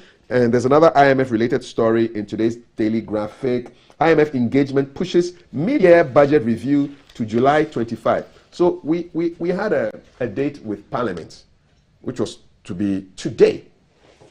to go and do our mid-year. It's there. But because we have invited the IMF chaps into town, that negotiation, we should believe what is being said, has pushed the date of the engagement back by another 12 days. So they are talking, and we are going to have to just wait a little bit for the IMF conversations, the media review to continue after the IMF chats has been done. But Mr. Dodu's piece basically says, listen, these people, when you go to them for help, there's no such thing as pity or mercy. They're working with a particular template. They say, okay, we'll give you the money, but you do this first. So if you do this, then you get the money. And so the key to avoiding them is to get your house in order. Make sure that you have enough money around and you've done all the fundamentals, so you don't have to go to these guys and ask them for money. So essentially, yes, they look at you and they say, young man, you have a hernia, runny nose, your children have diarrhea, your wife has typhoid. Why the hell do you say you want to buy a brand new motorbike? Simple as that. and that is the picture. Simple as that. So graphic. If you can't understand it, look at it this way. Simple. Answer is very simple. So I can put them all on the motorcycle and take them to hospital. So the bottom line is they want their money back. Yeah. Is it it's a lending institution. It's a lending institution. Yeah. It comes with interest. There are short-term interest and there are long-term interest rates. So at the end of the day, they have to make sure you are going to give them their money back. That's the bottom line. Child Rights International says the IMF program should not affect free SHS, but that's Child Rights International. They are not the IMF. It could very well affect free SHS. Don't you think so? I expect many more organizations to come up and speak because everybody wants to protect the turf. Child Rights International. Children have a right to education. The fact remains that those who can pay for their children's education did not insist on having free SHS. Some pastors even spoke about it. They say, let a man pay for his children's fees. What is a father if he cannot protect, provide, educate, and elevate? What is a mother if she cannot nourish, polish, protect, and educate? But if you, the government, for the benefit of your slogan, say, for even those who can pay, I am still willing to pay, then we say thank you. And then you have to find ways of taxing we who can pay a little more so you can ensure that the education for all the children is provided. But as it stands, yes, I support Child Rights International. I think there must still be free education for children. I was hoping that those who could pay will say that we're like Ken said from the beginning, I don't want somebody to pay my children's fees. I can afford it. I was thinking, well, those who could afford it would say, okay, this is what I would have paid for my child. So I'll give it up. I'm giving it away. But charity is not very popular in this country unless the person gets a chance to come and sit on TV and say, hey, school fees. So really, we don't do charity. We do braggadocio. Which means what? Yeah, we give so we can have bragging rights. Okay. Oscar? Yeah, I think that free SHS is a good policy. I mean, you have a lot of less privileged children, and I'm sure there are families that are out there that they haven't had the opportunity in education, and for the first time, they're getting this opportunity to go to school. I don't know whether we'd be complaining so much if it hadn't been for COVID and for the war in Ukraine and the way the economy has turned out. But I think it's a good thing because it's all about opportunity. There's no guarantee whatsoever for none of us that when you go to school, you're given the opportunity to go to school, you'll come out being, at the top of your class, or it's all about opportunity. And if we know the value of opportunity, it's probably the most precious thing that you can give anybody, and to escape the poverty gap We know that education is key. We know that it's difficult for people, and I agree, those who should pay should pay. But I think that there are a vast majority of people who cannot pay. So yes, a system should be devised one way or the other to allow those who can pay. But I think that the majority of people who are below the poverty line, who are struggling, no matter in what form it is today, people will complain today. We will not see the impact today. Anybody who thinks that we're going to see the impact of free SHS today is totally misguided. We're going to see that impact 10, 15 years down the line. Okay? To give children food, should we pay for their food? Yeah. Why not? I mean, how can a child learn when they are hungry? How can they? It's not because their parents are unwilling to give them food. Maybe they simply can't give them food. And there's no way they're going to concentrate. So I think the concept is a good concept. All right.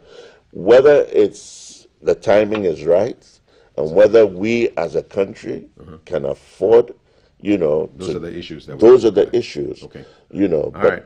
paying for boarding school, for instance, maybe I think that should be. So we need to review the issues and get it right. Let's not throw the baby out with the bathwater and bastardize it, because it's been done in many, many other countries. We shouldn't allow that to happen. Absolutely. All right. Absolutely. You're watching GTV Breakfast. Those of you who went to bed early probably woke up and found out that a president had fled his country. And so the big news globally, and which we should be looking at, is what's going on in Sri Lanka. And so their president left on a military jet. And we understand from the international news wires that he is currently in the Maldives, possibly going to a third country. What does that mean for us here in Ghana?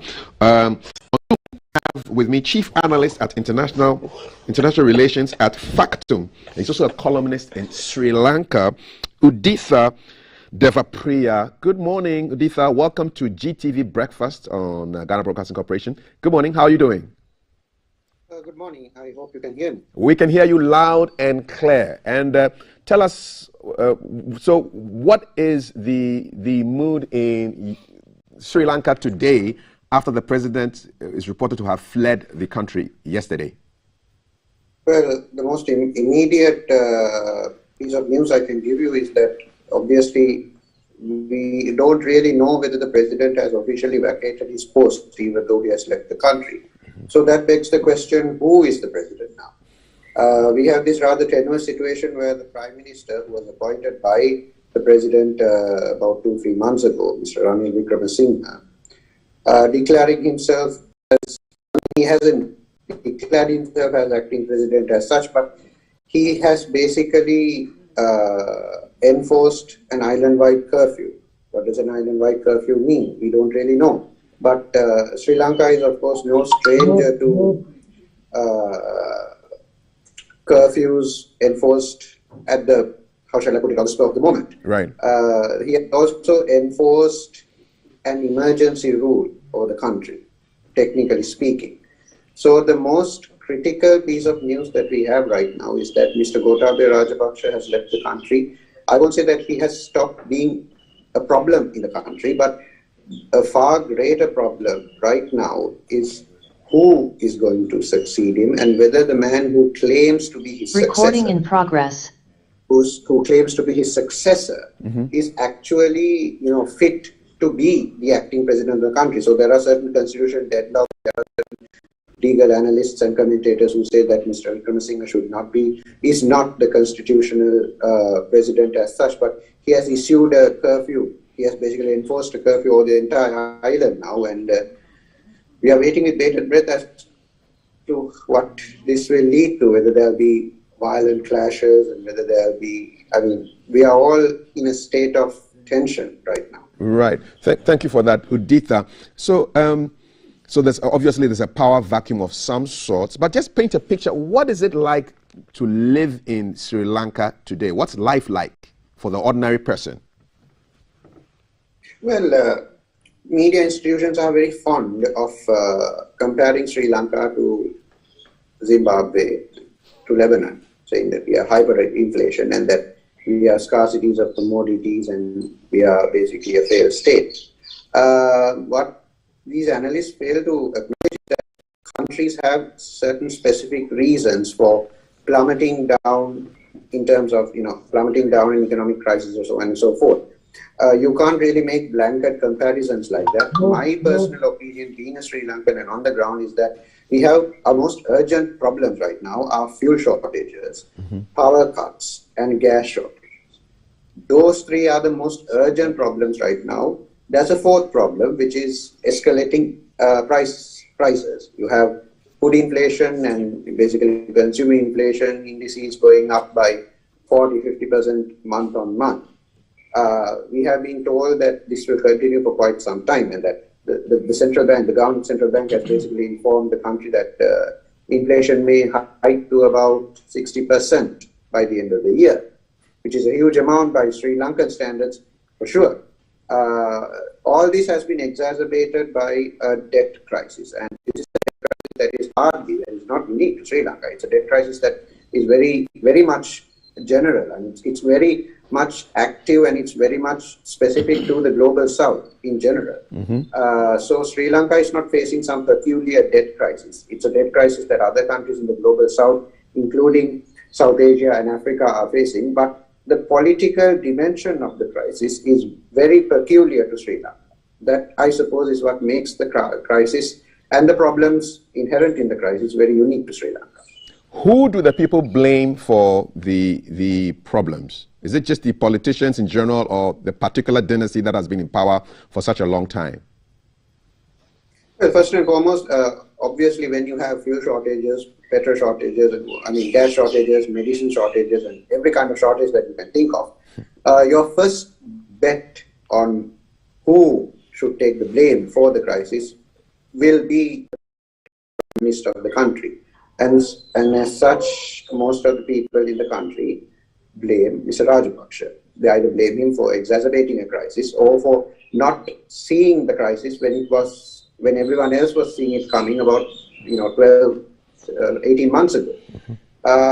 That's, of course, if you analyze it deeper, if you go deeper, you realize that people are also blaming officials inclusive of state corporation heads, chairman of state-owned enterprises, various other businessmen and other policymakers, so-called, linked to politicians.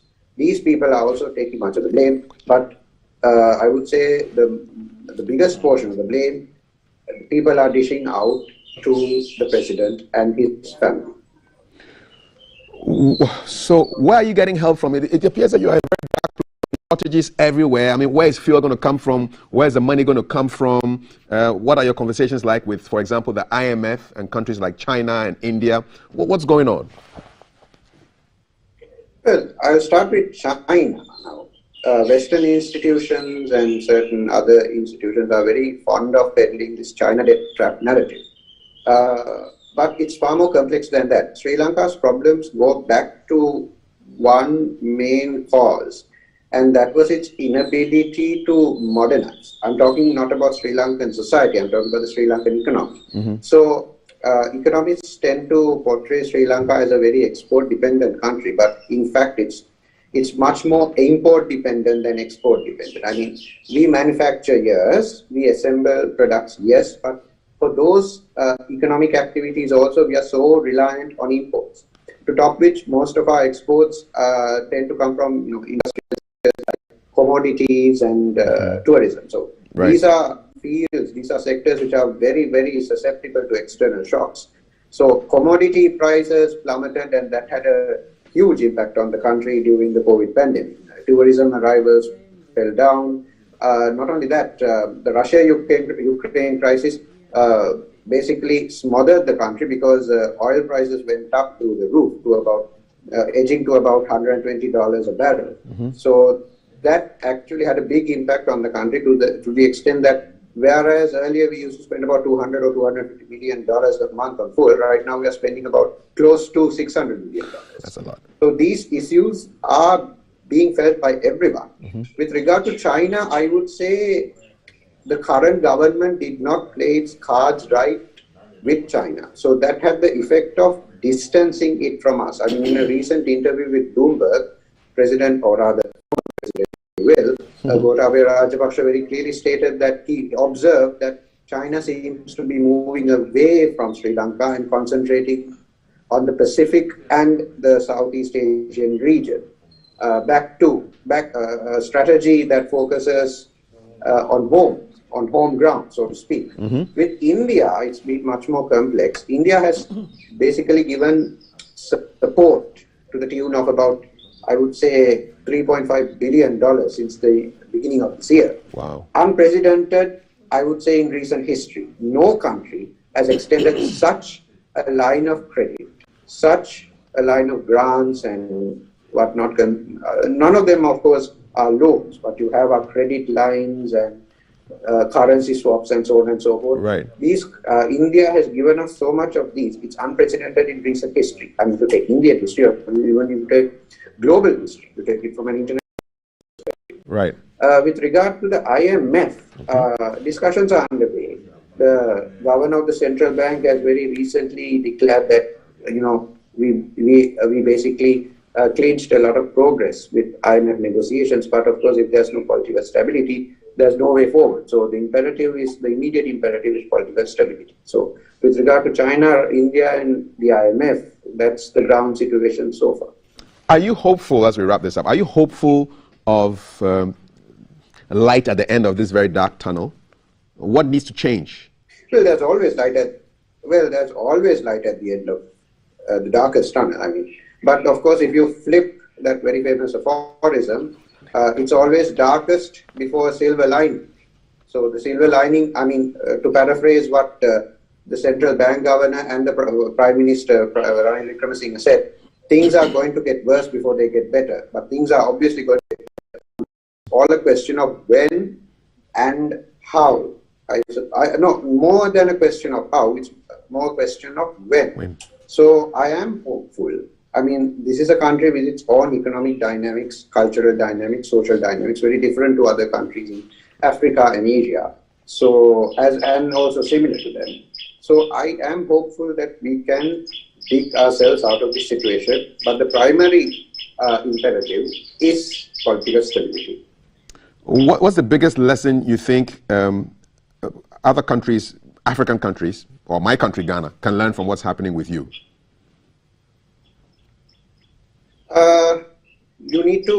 The country's economy needs to modernize. By modernize, I mean moving away from the agricultural and the services sector to industry. Sri Lanka had many opportunities. Sri Lanka faced many opportunities when it came to industrializing its economy. Never did that. We squandered our foreign reserves on consumer good imports and capital good imports and intermediate goods and so on and so forth. We never focused on building up our our foreign reserves through economic activity. I suppose that's the biggest lesson that Sri Lanka can teach the world, even though not many commentators have noted this. We'll leave it here. Thank you so much. Uditha Devapriya is Chief Analyst for International Relations at Factum, and he's a columnist, and we're speaking to him live from Sri Lanka, whose president has left, but they are yet to cite a resignation letter from him saying that I'm no longer president, for the constitutional arrangements to take place and for that power vacuum to be filled. Thank you so much for that conversation. Oscar, KKD, what have you learned from this little chat that we had? I'll start with... The most important thing that I've learned from this little chat is a line from Fyodor Dostoevsky. He says, "Nothing in the world is harder than speaking the truth, and nothing easier than flattery." Nobody in the world can tell the Sri Lankans or anybody who is interested in the growth of any nation that there aren't some wise people in that country who didn't see that this was coming. But did those wise people speak to the powers that be about it? Or did they continue to tickle themselves and laugh as we are doing now in Ghana? Or did they continue to say anybody who says anything is wrong is our enemy? Every nation has its brilliant people. If you look up in the stars at night, you will see some stars shining bright. The stars in the world are not gathered above only one country. Every nation has its wise men, every nation has its luminaries, every nation has people who are brilliant in specific fields of endeavor. Just because you have been elevated by one president or another into a position of authority does not immediately imbue you with wisdom and intelligence. What you haven't learned, you do not know. But if you know and you fail to tell the truth to the powers that be, you too are a nation wrecker. Now, my bigger question is, who flew the president out of the country? Military jet. Armed forces. And are those people who flew him out of the country truth tellers or flatterers? They're just following orders. Orders? You know how the military works. Orders said. At that time, he was still the commander-in-chief now. So he says, fly so out. You can leave the nation in shambles and fly to safety. You go over you. You know, I think it gets to a point where a military officer can salute his senior officer and tell him, I hear you say you're my commander, but what you're saying is utter poppycock. Disregard. You are a traitor to the nation. We must get there. We must get there indeed. Oscar, your brief comments before I go to Jay. Unfortunately, history does not go with your narrative. Idi Amin got out of his country. Many leaders have been taken out of their countries when they start burning up, and sometimes not by their own people, by the foreign powers that be. One of the Sri Lankan ministers is on his way to the US. And the alliances. So, and the people are still there. So that's part of it. I think I've got several things out of this. We have, and I don't know what is wrong with us in Ghana. The moment something happens somewhere in the world, the intellectual dishonesty in this country kicks in. And then we have people trying to equate ourselves to Sri Lanka. Do we look like we are anywhere near Sri Lanka? And we're on the path towards Sri Lanka? Does our history and our current situation compare in any way, form, or manner to Sri Lanka? The man just said no. And he himself, he just refused to be compared to Zimbabwe and all of those, and said every country has its own individual issue. Why is it that in this country we continue to try and pull down our nation? Why? Why? Because it suits us, because we're searching for power? So that what? When we say that we are equated to Sri Lanka, the same thing will happen in Ghana? Those people, they'll go and look for their bread to eat. But they are comfortable. The people who are saying it are comfortable. And when the two elephants crash, it's the grass that suffers. We, the people, will suffer. Why create a narrative? And this narrative has started from the Nkrumah days. America started paying some people to create a narrative here so that to make Nkrumah unpopular.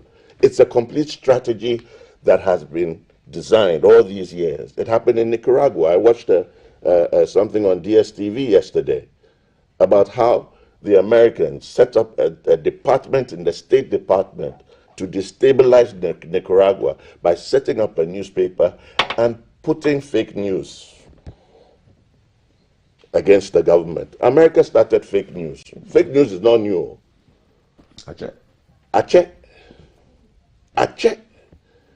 So we have to be wise. Keep on living like this, as if we are, some special case somewhere. We have to open our eyes.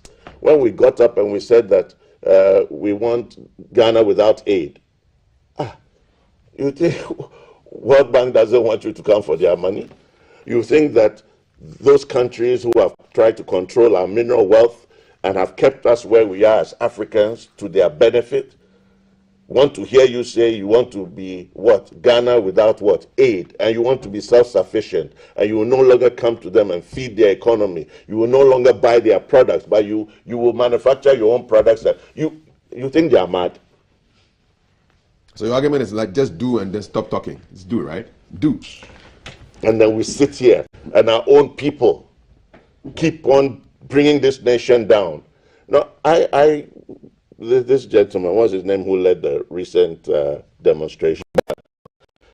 I watched an interview from him, and I could see some sincerity in him. You know what he said? He said he felt so bad that when BBC and CNN came to interview them at the demonstration, he sat back and felt what kind of damage was being done to this country by those interviews. So despite having a good cause, he still recognized that he was damaging his nation. I don't understand us as a people. I don't. Give you some time to think about that while we go on the line and speak with Jay Gabra, who is out and about to give us some updates today. It's GTV Breakfast for the 13th of July, 2022. It's 8:08. My guests are Oscar Provençal and King Kwesi Che Dakwa. My name is Kafui Day. And Jay Gabra is going to be reporting, keeping an eye on a couple of things. This morning, Jay, good morning. Where can you find yourself right now?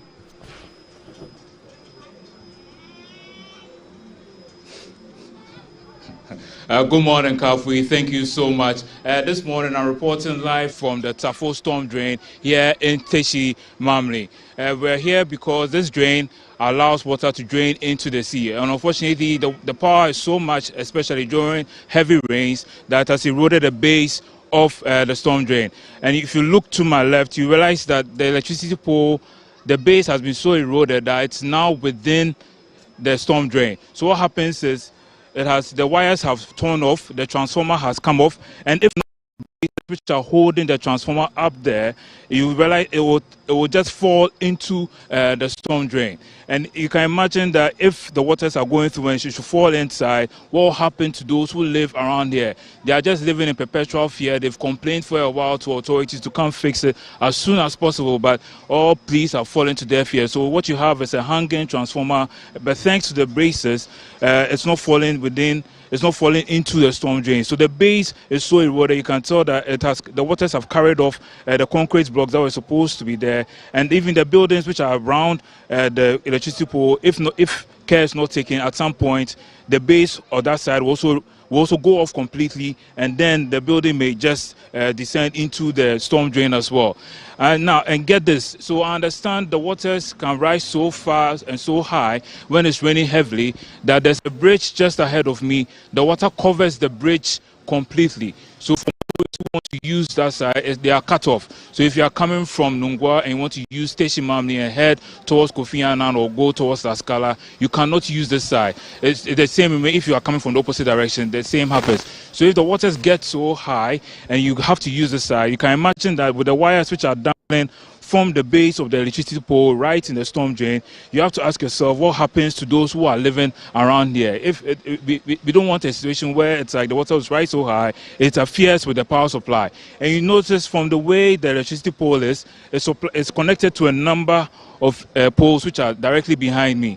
And behind me are also you see a far back there is also a bridge. I understand the waters rise that high as well. So for residents living at that side, they find it hard crossing when it rains. But that one is far back. But just I believe 100 meters behind me is also a crossing. But I understand the residents here contributed, and communally, and then they managed to build a bridge so that it will help the residents cross from one side to the other. Unfortunately, when the rains came, it took the bridge away, and it's been hard getting them to raise once again to build another bridge. So what happens is now there's a staircase that allows people to cross from one side to the other. There are the residents here I would like to speak to, and they've also been complaining. They've complained several times to the authorities to come fix the situation and attend to them and listen to their pleas, but nothing is happening at the moment. Boss, Ofane, good morning. Good morning. Sorry. Ofane, tell us about it. I told me in Argentina. Okay. Ofane, we pole Sunday. Men do town over. Yes, Paul that was 2011 na ba fe bridge ni machine na fa mo concrete ese na ga ni job boss e pe mo no ona ba fe ji Daniel Amate nji MC ete no ni ajele na awadu sebo ni ba no me ona bo ni on ji okitidua ni ji sena MP ode ba from wo kala ga show be ni joy ale ne fa money si I testing machine e ba ye wa we ke o ambassador twice o go fen kwa me ni ngwa na efte fen se for yes fen no go ba ahun ni e ba se Dr. Kobuenu Kobuenu wo ke no go ni a chon la ahun le we ke ba fe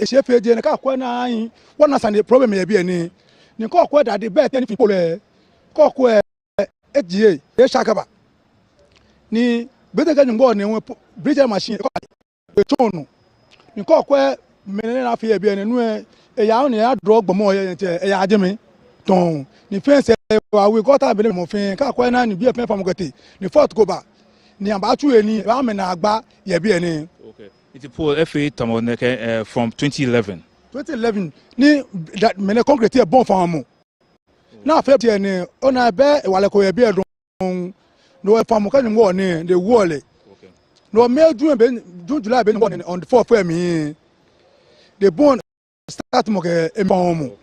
It's Bianton no turn out on what do you want to say to MC your assembly member?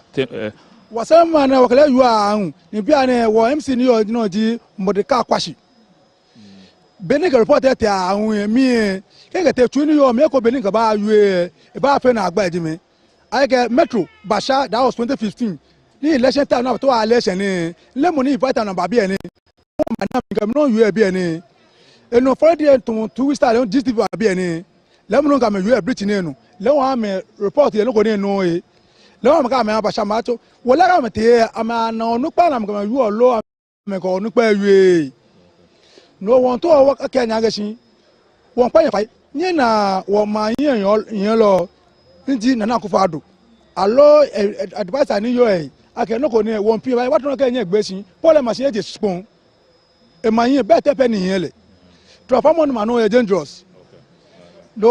Thank you so much. So he's basically reiterating what I said earlier, the fact that when the rains come in, the waters rise so high, the wires are dangling, and it's a dangerous situation.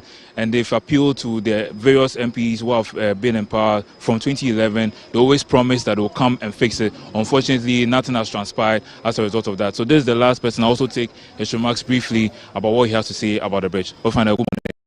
We'll find out.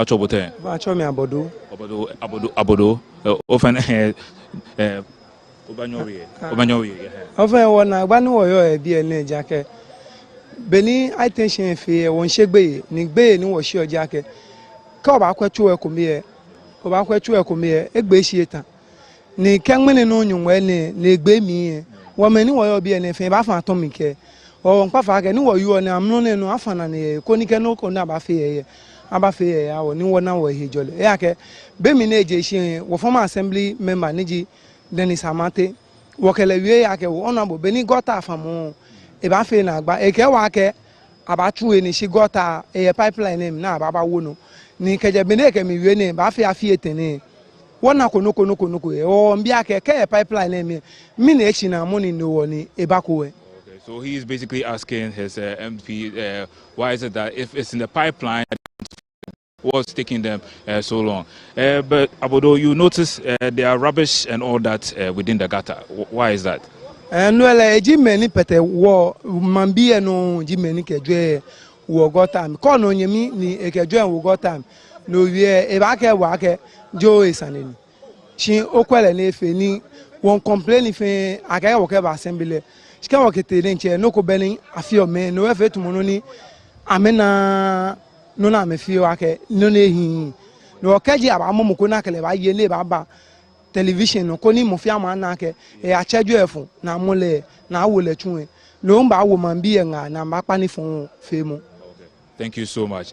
So basically, he's saying that with the rubbish, with regard to the rubbish within the storm drain, they've been advising people to stop it. But unfortunately, it's been falling on deaf ears in the sense that they haven't really arrested anyone or sent someone, punished anyone really. So it's like a free-for-all situation.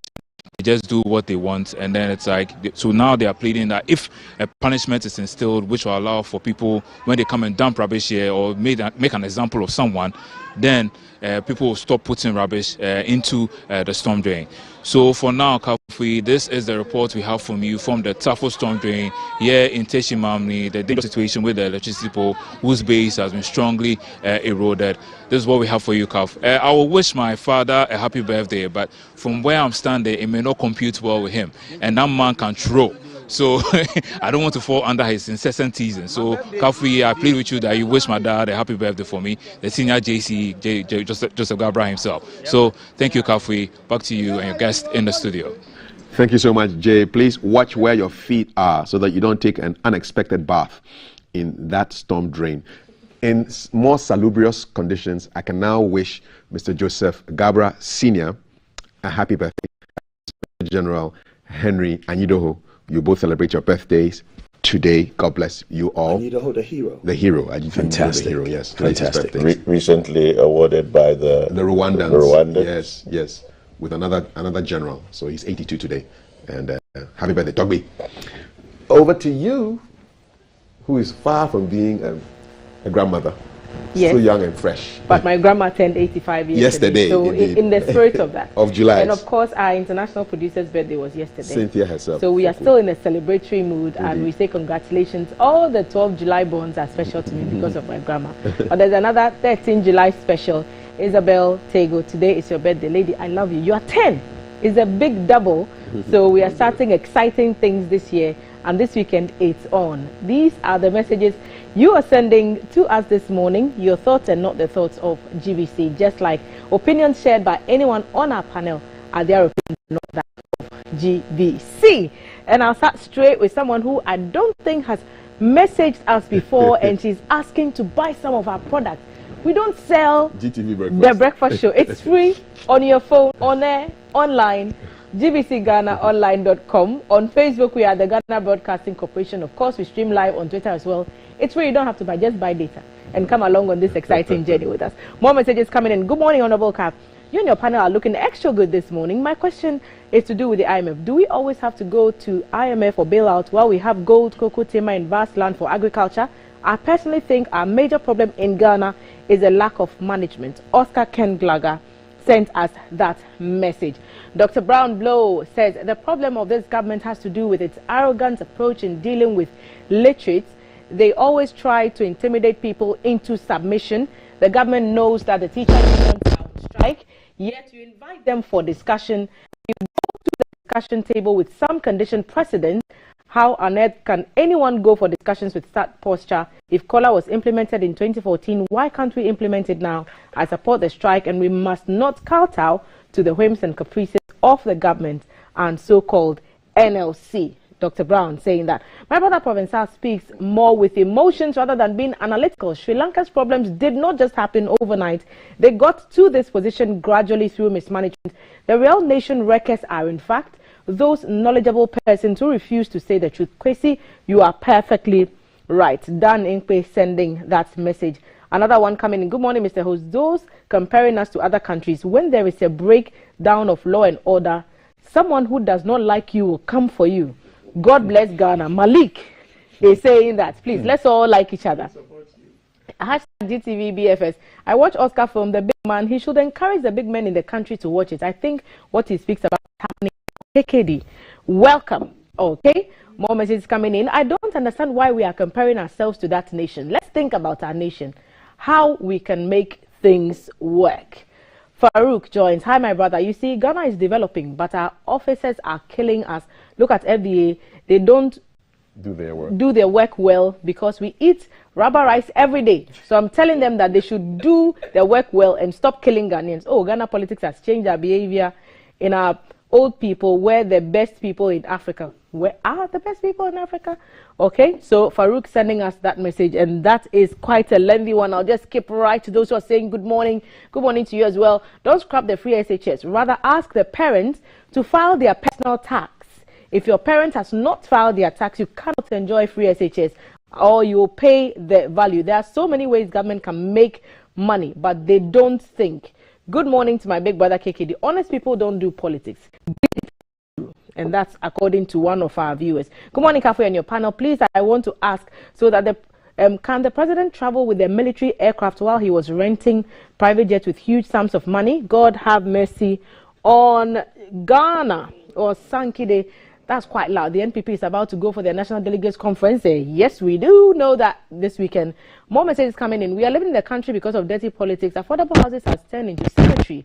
And results, people are living in kiosks because they cannot afford rent, and others are building with poor planning, with poor drainage system. What kind of country are we building whereby we don't have affordable houses and everyone wants to build? Country we don't have state buses and results, government cannot control transport fares. Are we building a country or are we building individuality? Eric Finn is asking from Awoshi. Ricky joins our conversation. He says, Kafu, good morning and good morning to all Ghanaians. This sudden cry for the deadly GMO seeds by our farmers must be looked into. Please get the unbiased to the issue on your program. Okay, when I see people sending photos, I'm just tempted to just skip because I don't know.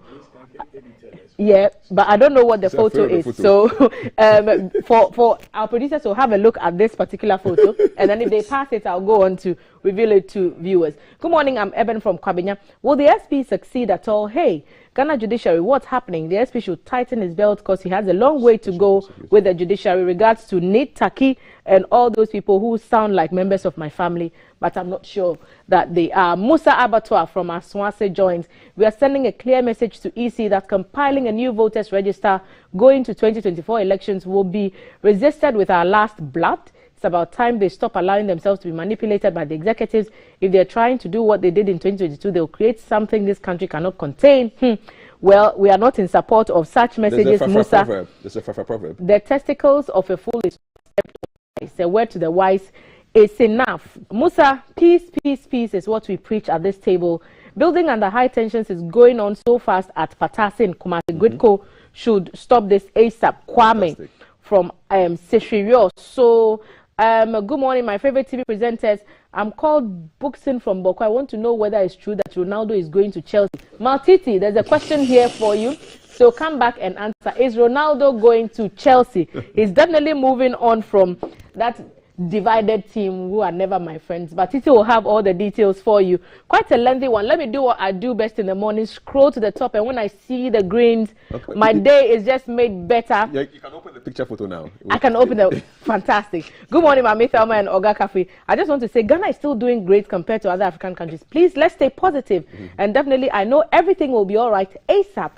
God bless you. Or Frankie from Achimota, being very optimistic this morning. Good morning, hashtag GTV Breakfast. We love that hashtag. Please, Kafe and Athelma, kindly cover all the regions and compile them and make them available to the information minister. I love GTV Breakfast, the #1 program. Kwabna from Kumasi. What data are we compiling? I think the high tension. Kwabna. Okay, and then just hand them to the relevant authorities. But there should be monitoring teams on the ground who should be on top of this, right? It shouldn't have to take journalists to come and make a list. Good morning, GTBFS. Going to IMF is not the solution we need.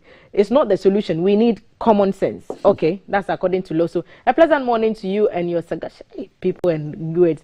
I seriously pray Ghana do not get to the state and stage of Sri Lanka. Prevenu est forewarned is forearmed. Thank you for adding the English, by the way. Thank you for adding the English. Good morning, GTV. We are all in this together, whether good or bad. And those are the thoughts. GTV Breakfast, using the hashtag, I absolutely love to see. Until the rotten tooth is pulled out, the mouth must always chew with caution. This NDC and MPP people are the main problem of this nation. They are all egoistic.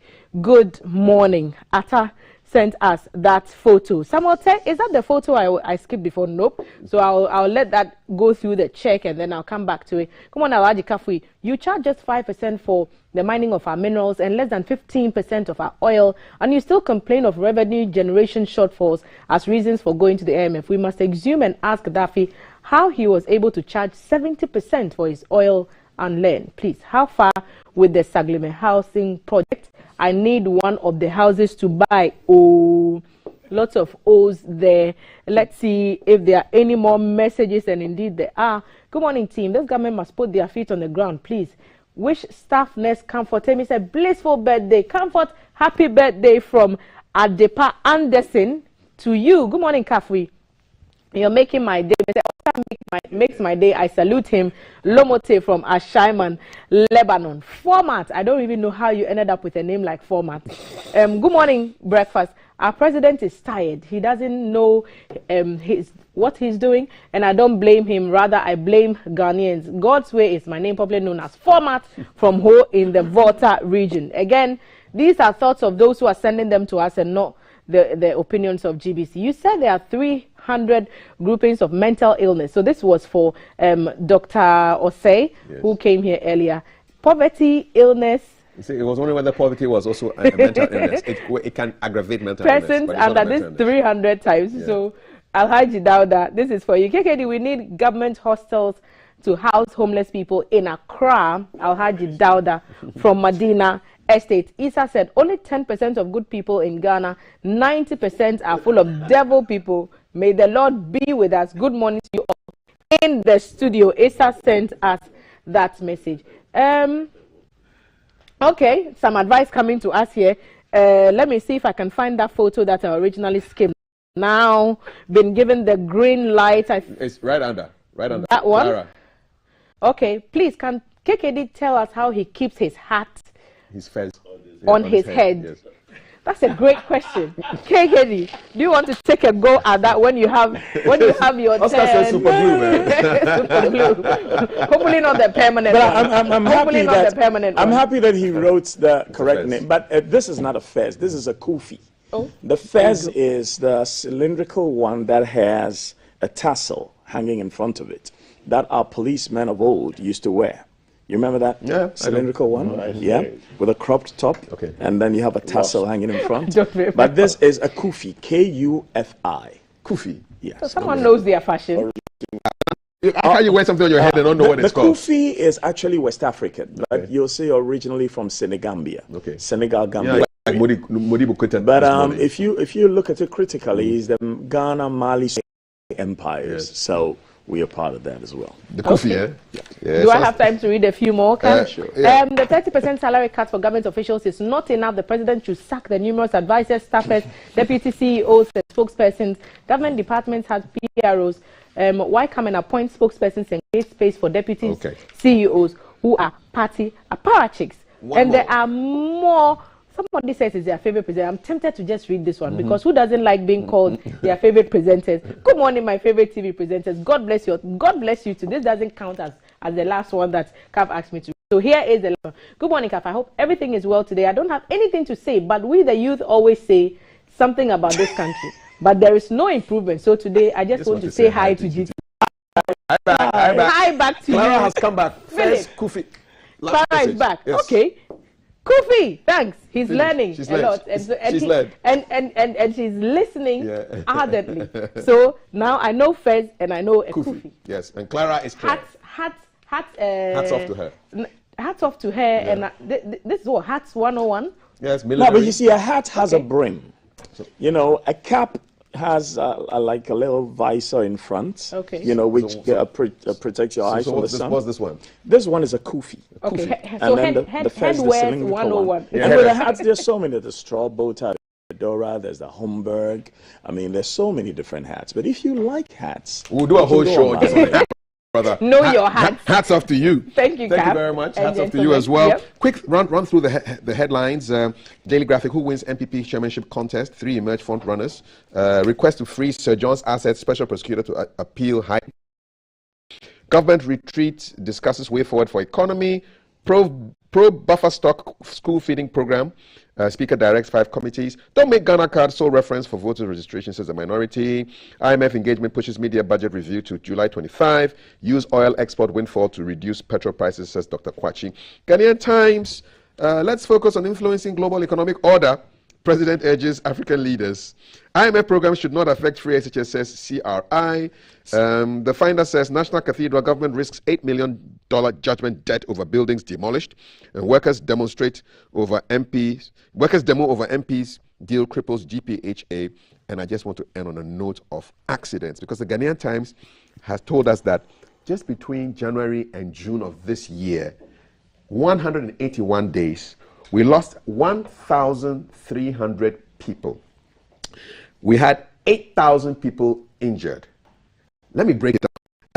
1,300 people who were killed equates to 7 deaths every day since January 1. 7 people died in road accidents. 7. And then the injuries, 44 people crippled, injured every day from January 1 till today. This is just murderous. And to think that there's a country somewhere in Europe where the whole year they recorded only 1 death, 1 fatality from an accident. And it was the person went and drove into some structure and died. So wow, 7 a day, my brother, 7 a day. By the end of today, 7 people have died. You wanted good roads. Now they've given you some good roads. No, but it's bad driving. Yes, but the way people are speeding these days, because they are not dodging potholes anymore. They are not slowing down because of potholes. And people disrespecting zebra crossing. I think they are expecting zebras to start crossing, because you get to a zebra crossing and people... There's a correlation. Which country are you talking about? I'm facing potholes on the motorway. In fact, I hit a pothole and got a flat tire. We can't be generic. So don't just say that they are not. They got good roads. So are there potholes everywhere? When we don't tell the truth to power, power doesn't work. So let's speak the truth to power. The roads are a contributory factor. People who should not be driving are a contributory factor. So why didn't you wait for me to make my submission? And that goes to the police. That's what you should have done. Because it is the police's job to ensure that those unfit to drive do not drive. And I also think, we should continue. No, but the roads issue. You said we have good roads. Yes, but I've just been to Adansi and back. Which roads are you talking about? So sometimes wait for people to finish what they're going.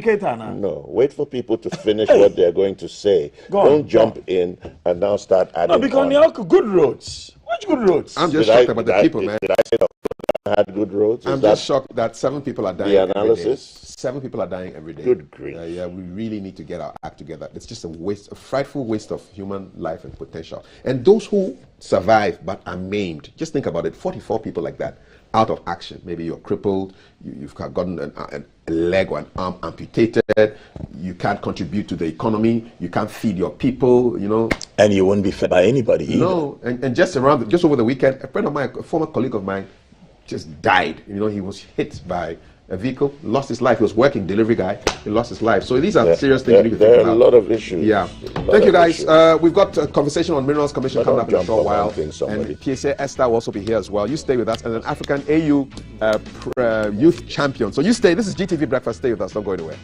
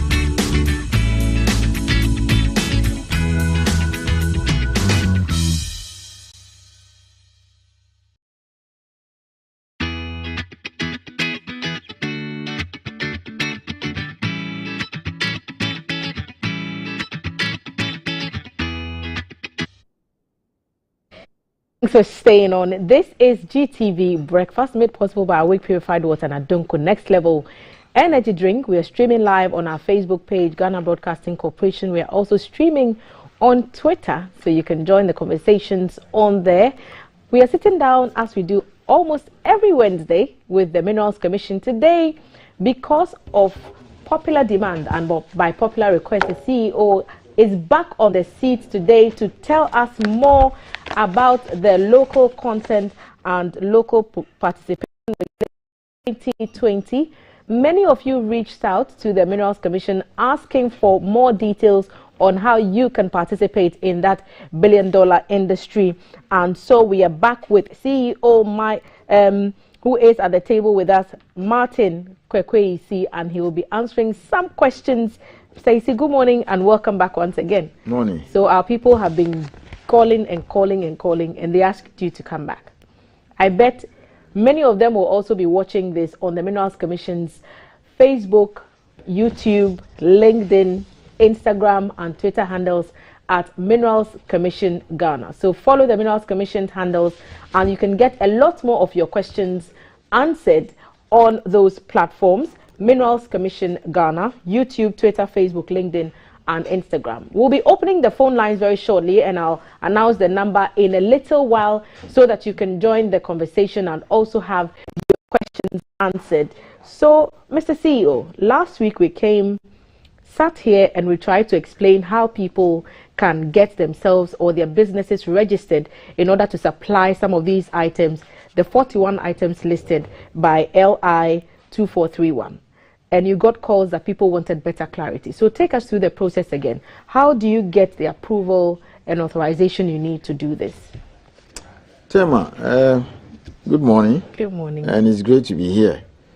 You know, last week I put my phone out there, my WhatsApp number. Oh boy, I get about 100 messages. The gentleman who was calling about the certification thing is here to reach out, but all the others have reached out and we resolve most of the issues. Right now, there are some guys who are waiting at Mincom wanting to see me, but I've asked that they see the other officers. Anyway, by the way, how do you get in? How do you get registered by any of the items listed on the, what do you call it, 4th edition, the so-called 41 items? We've already established that some of those include catering services, supply of lubricants. Now, so what's the offer? What's the on offer in the list? And then you can tell us how to get the approval. Someone may be watching us. Everything is on offer, but you see, it's not everybody who can just get in and do anything you want. So it's important I clarify that. Let's start this way. There are 3 categories of persons or entities that can get in there by virtue of the way the law is set out. 1, there are certain items or services or products that can only be supplied by persons or entities or companies whose shareholders and directors are 100% Ghanaian. I keep repeating, the likes of fuel, security, management, contract mining service operations, lubricants now. Haulage? Yes, haulage, and then, so you're understanding it. And of course, what do you call it, contract mining for small-scale mining. These are all reserved for Ghanaians. Then you have areas or products or services that anybody can just come in and do it. So whether you're a foreigner or anywhere in the world, just come in and then I'll talk about that. Let's say explosives. It's not reserved for anybody yet. So anybody can just come in, set up or say I want to import. So you have that one too. And then we have certain items or products or services where even if you are a Ghanaian, you can only be registered to provide those services or items provided you live within the vicinity of the mine. The so-called local. So let's take the requirements, slowly. So let's first deal with the local folks. So let's say if you go to Prestia, persons who are living within the municipality or the area, if it's Takwa, Dunkwa, or Boasi, that area, we've made the requirements so simple and straightforward for them. 7 items are required, but don't be scared by the numbers. Some of the things are just statutory or they are so basic. For instance, You need a national ID. That's a norm now everywhere, bank. You need SNIT clearance certificate. You need your VAT registration certificate. You need GRA tax clearance certificate. So I've mentioned 4. SNIT, VAT, tax from GRA, national ID. Then, of course, an incorporation document. Some kind of a document which shows that you're a company. That one, you get it from Registrar General. That's about 5. And then a short description of yourself. I'm so and so, I live in this community in Obuasi, etc. Because you see, a situation where you don't come from another area and come and provide a service meant for the locals there. And of course, if you have a contract or some letter of intent with the company, you can add that. We don't charge you processing fee, and then you just put in application. So that is that. It's just simple. They don't have to provide any business plan. I mean, you ask a carpenter or a plumber to develop a business plan, there's nothing like that for them. And their fee, straightforward, is about 1,400 Ghana cedis a whole year. The registration for a year is renewable. And there are some, what do you call it, steps or initiatives that we've taken to make life even easier for them. For instance, somebody can just walk into the office of the Minerals Commission or any of the districts and say that, look, I understand Newmont or Goldfields or what do you call FGR or WASA has just put out a supply of this or whatever. It's closing tomorrow. What do we do? If you go there, the company will say, go get registered. So for the local people, this is the flexibility we have for them. Just lodge an application. So if you rush to our office today and say, oh, the bid is closing tomorrow or today, close of today, you can just submit an application today. We'll allow you to go and bid. We've informed all the mining companies that once somebody within the community has lodged an application with Minerals Commission, it's enough for him to, tender, yes, participate. And even where he's able to win, he can even start work. But typically, because the requirements are very simple and straightforward, 2-3 days, maximum a week, they will get it. So that's how life is very simple for them. Then the other ones, the bigger ones, the multi-billion-dollar ones, those are the ones that you require some of the things I've mentioned. You your VAT and then the tax. You need to develop a business plan. We have a schedule, a template, how it's done. They normally come, we take them through because we don't want you to keep writing it 100 times and say we are delaying your application. Then if you have a contract with the mining company, let us also know.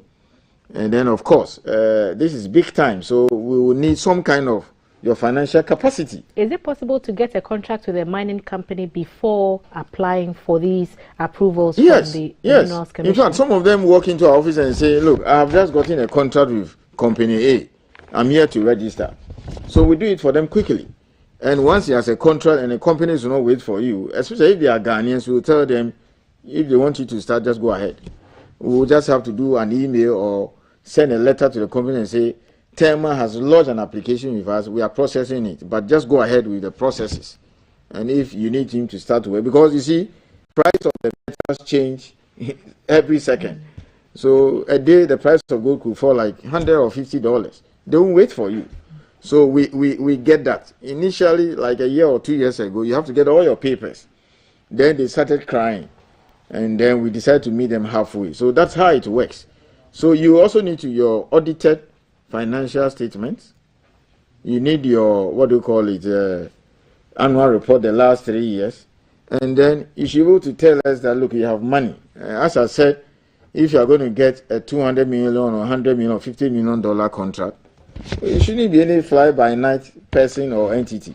Let's have some kind of financial, what do you call it, demonstration. So you can just go to a bank and say, look, the bank has promised or has committed to giving me this money for this contract, or this is my own account, or I have this person who is my sponsor who will back me. We will just check. So by and large, these are the requirements that anybody, any Ghanaian who wants to provide any of these services or procure any of these products has to go through.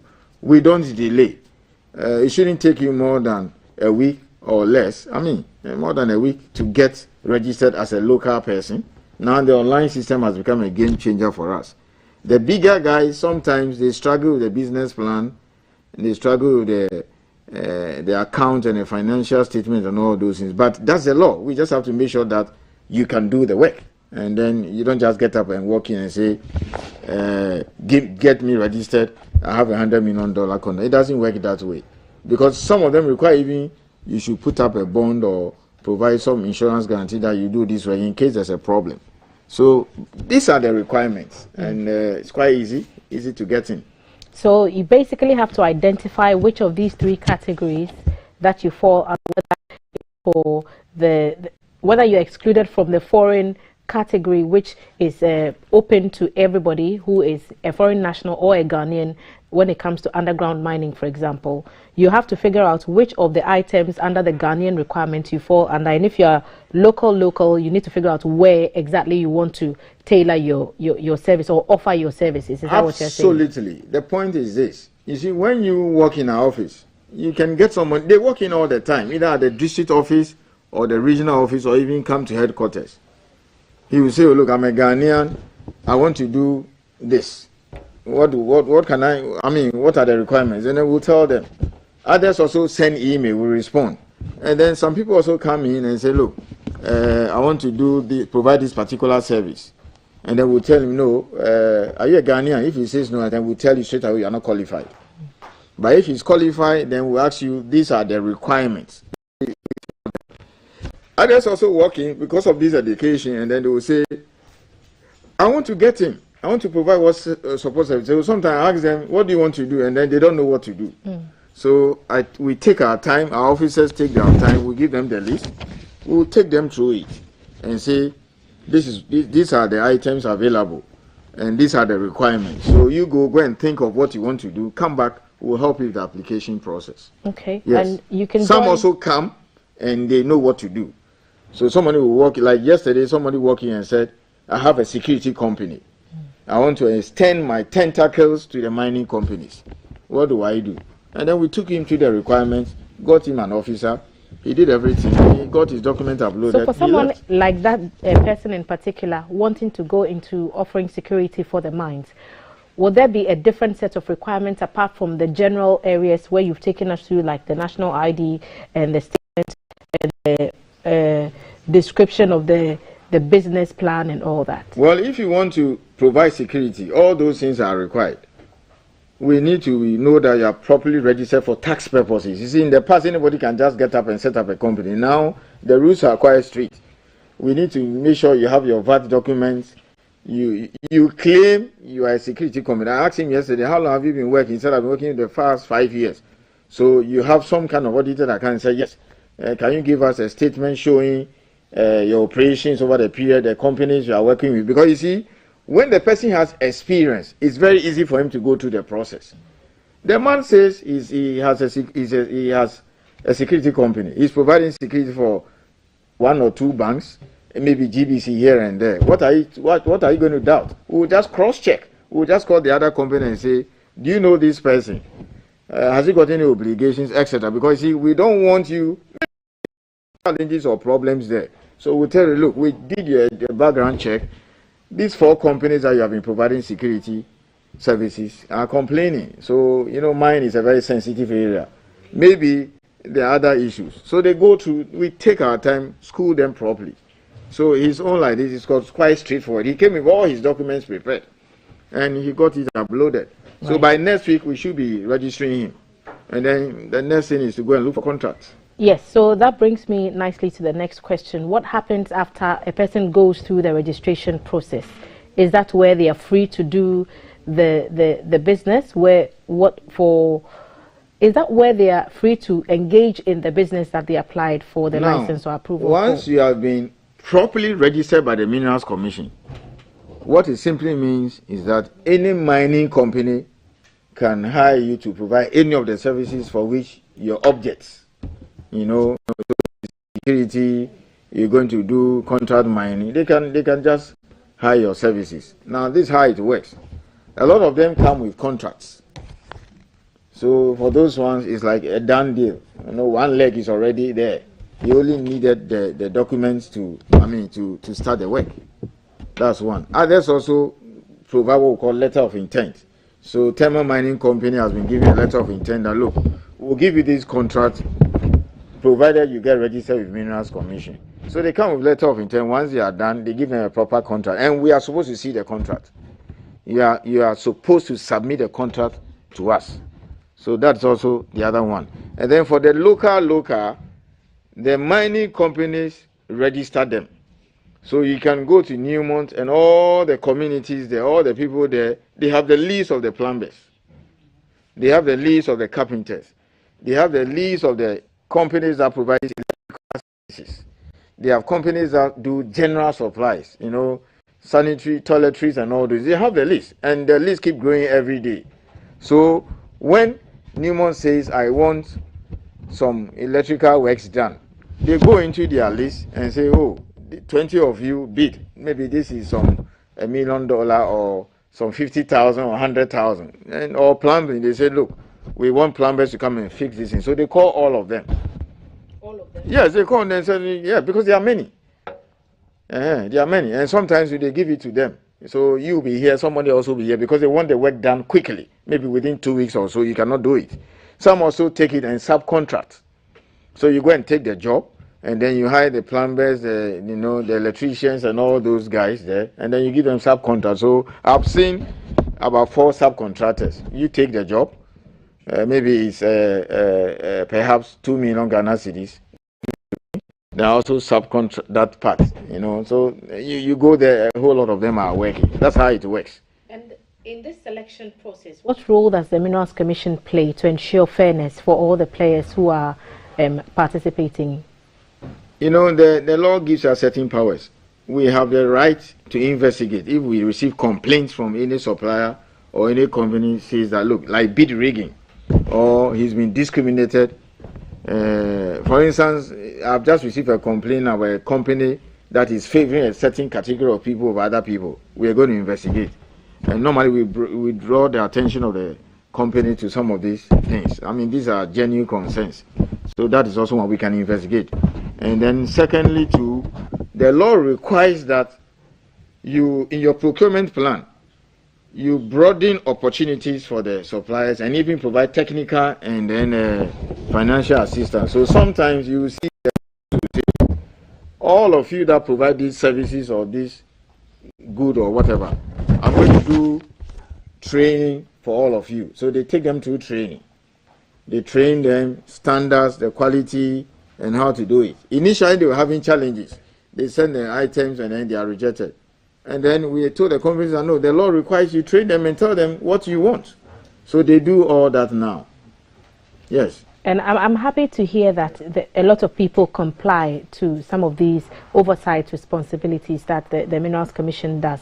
And I just want to find out the local people's ability to deliver is largely based on how much money they can also raise to finance the operations that they do. So when we talk about these financial statements, are those things that also apply to the locals, because they would have to show proof of some funds to execute what they're doing?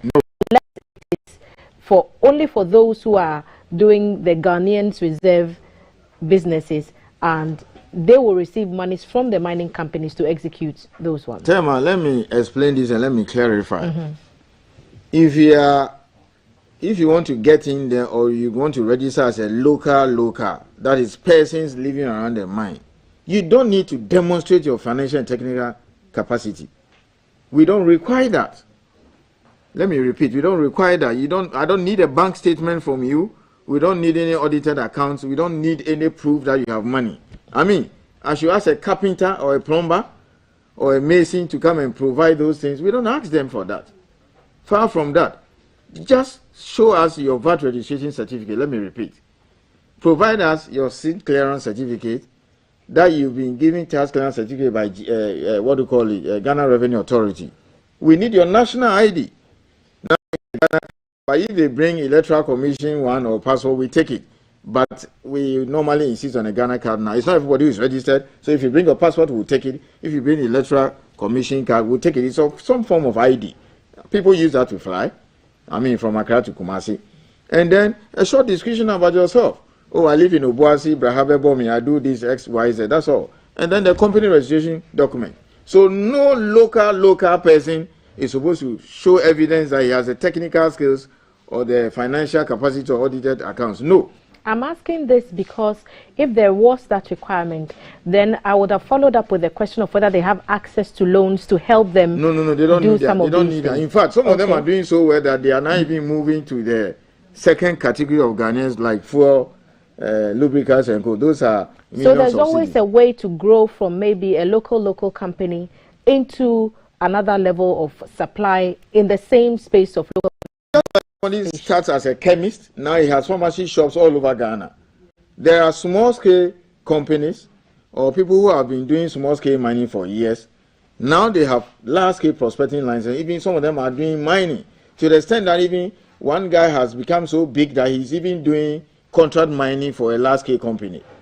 So it's just like a typical businessman. If you plan your stuff very well, you go places. Lots of room to grow in there. You can join the conversation. The phone number to call into 054-366-4264. The line is open now. You can call and ask Mr. Isi some questions. He's the CEO of the Minerals Commission. We are talking about the Local Content and Local Participation Regulations 2020 LI 2431, and that law gives local people the opportunity, gives them room to also offer services to the mining companies and mining industry, and it's a multi-billion-dollar industry. You just need to go through the appropriate registration processes, and you could get authorized to provide some of these services and help the whole country retain some of these monies locally. You can also watch us live on Ghana Broadcasting Corporation on Facebook. You can watch this program also on the Minerals Commission social media pages. Just look for Minerals Commission Ghana. Find them on YouTube, Twitter, Facebook, LinkedIn, and Instagram. Mr. Isi is here to answer your questions. I just wonder what the response has been, Mr. Isi, since we started these engagements about the opportunities that exist for local people in the space. And I know that you've received many calls. I'll pick your thoughts on how this has been received in a little while. There's a caller on the line I'd like to hear from. Good morning. Your name and where you are calling us from? My name is Yeboah, calling from Kumasi. Yeboah from Kumasi. So you're very close to some of the mining community. Are you interested in any of the services that Mr. Isi has told us about this morning? Of course, I'm much interested. I want to find out something from him. He's hearing you.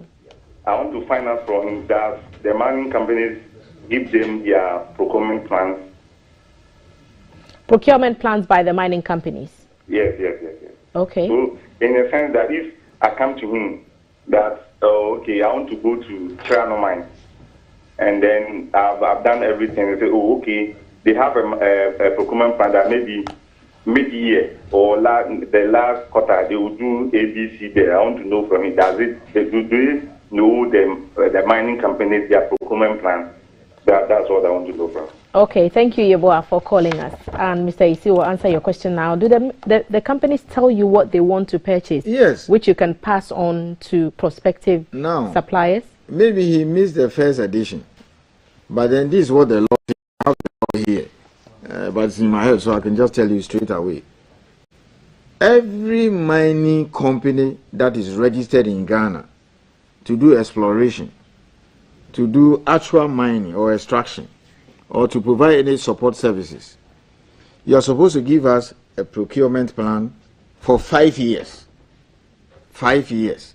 Now your procurement plan must be based on the items on the list. So for example, you tell us that as for this one, I'm going to buy it in Ghana because there's no room to maneuver. The law says that exclusively Ghanaian. This one, I'm going to export this quantity, I'm going to import this quantity. So you have to give it to us. Now, guess what? If you don't submit your procurement plan, the first 6 months, every month, the fine is CD equivalent of $10,000. So first 6 months, you are talking about $60,000 fine if you don't submit. Then beyond the 6 months, every day you pay $10,000. So it is mandatory, it is obligatory that once you are registered as a mining company, you must submit your procurement plan to the Minerals Commission, so we know everything. And this is information that you can pass on to such companies. We have all of them, and we know what Newmont or Goldfields, etc., says they want to do. So, for instance, they will tell you, I'm going to purchase these items for this year so much. That is it. So when it's time for them to purchase, they just have to invite the companies or do adverts in the papers. So that people can send they always do adverts in the papers. For the local, they call them. It's a community base. They tell all of them, come over. So yes, that's my answer to him. It is mandatory. It is a requirement. You don't play with it. Alhaji Dauda, you are reaching us from Medina Estate. I understand you also have a question for Mr. Isi. Let's hear it. Good morning and Eid Mubarak to you. Yes, I am a pensioner. Our gentleman in the studio, do you have a desk in your office to do same as Men's Goal was doing? For we pensioners, if we want to invest, what investment portfolios can we join you? Because you were sitting down and Men's Goal took some of our money. You did not say anything. Two, I saw you distributing machines. Not you, but government. Yes. The Minister for Forestry and Mines did distribute some machines, which I'm told is a new form of small-scale mining machines that will move all, that we will not use graders and caterpillars and bulldozers again in the water. Can you take us through how can these machines be used and who are qualified to apply and pick these machines? Thank you. Thank you, Alhaji Dauda. So, Mr. Isi, you have two questions in one here. The first one is talking about investment opportunities for pensioners. And the rest of that question, I'm sure you heard quite clearly. I'm not going to go. Thank you, Thelma. I think he was asking whether we have a customer care unit or something. Yes, we have it. Who can advise pensioners on which areas to invest in? I'll put my number on air. Okay. Particularly the usual WhatsApp number. 0266 777 119. He can send me a WhatsApp if he's hearing me. The gentleman who come from Adenta or Medina Estate. And then we will engage him. Pensioners, and they are just Ghanaians like anybody else. That is that. He can send me a WhatsApp message. And then the second one. The distribution of yes, it has to be the gold catcher. Yeah, well, of course, I came and discussed it here, but I'll just repeat. Now, as part of the efforts to sanitize small-scale mining, we realize that one of the things we need to do for them is to give them equipment to work with.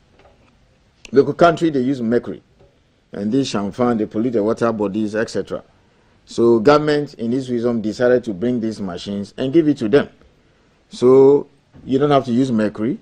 The machine will crash, it will mill, concentrate, and then the gold will come. It uses only water.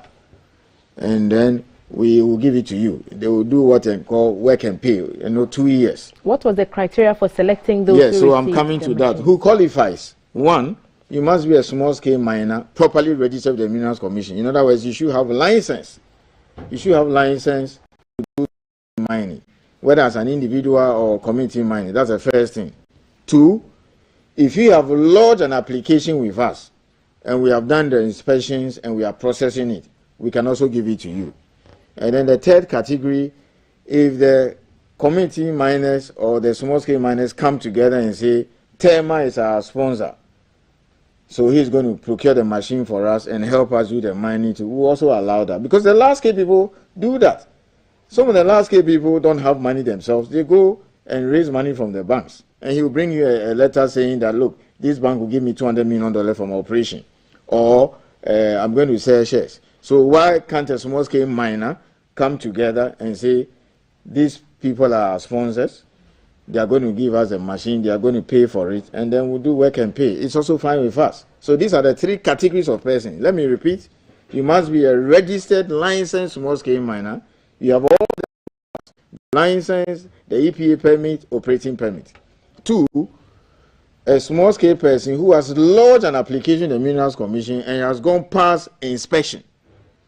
and it's been proved that yes, it's good to go, whilst we wait to take it to the minister. Because if you've not done inspection yet, we may come around, it may be a Ramsar site, it may be an area that is ecologically very sensitive, so we might say no.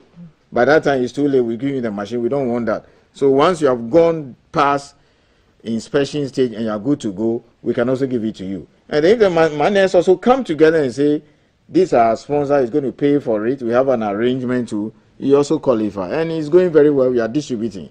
Last week, the Deputy Minister for Mines, in charge of mines, Honorable Mekuduka, launched 2 areas, one in the Tiwa East, one in the Tiwa West. We give them the machine. We prepared agreements, within 2 years they will pay. So as they pay monthly, we have some kind of revolving fund to bring in more for the. I'd like to tell that's your answer there. Kojo has joined us from Tema. Good morning, sir.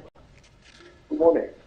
What's your question for Mr. Isi? My question is very straightforward. I want to find out, do they work with the oil and gas companies as well? Oil and gas? Yes. Does Minerals Commission work with oil and gas? No, our law is very clear. Minerals Commission is supposed to regulate and manage the mining sector. So we have our sister or analogous institution, Petroleum Commission.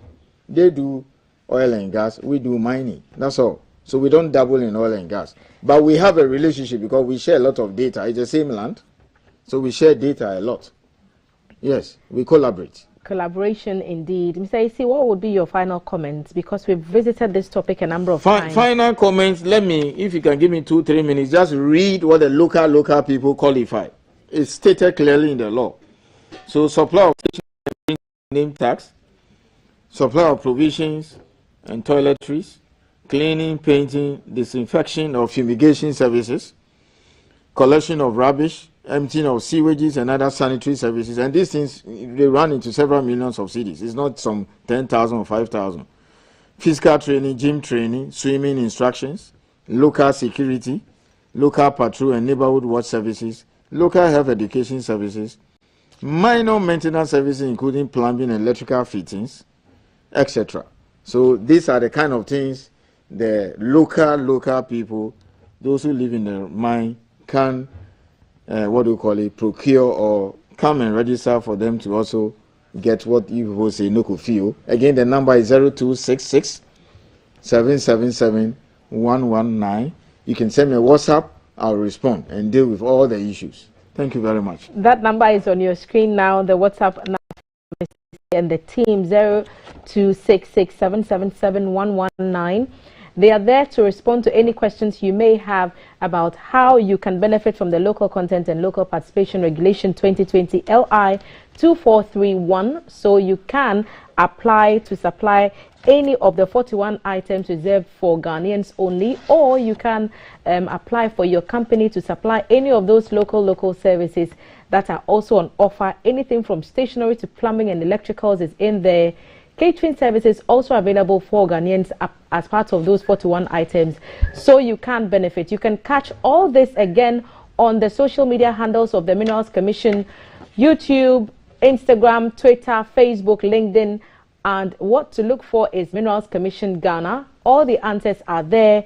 Mr. Martin Kwekwe-Isi is the CEO of the Minerals Commission, and he sat down with us this morning to answer our questions and yours. Mr. Isi, as always, thank you so much. And we'll see you hopefully next week. Yes, next week we'll discuss issues of skills. Skills? Yes. And whether the Ghanaians are getting the skills to see the expatriates out. Enough of the supplies and the products. But we'll take more questions. But now we'll discuss skill development in mining.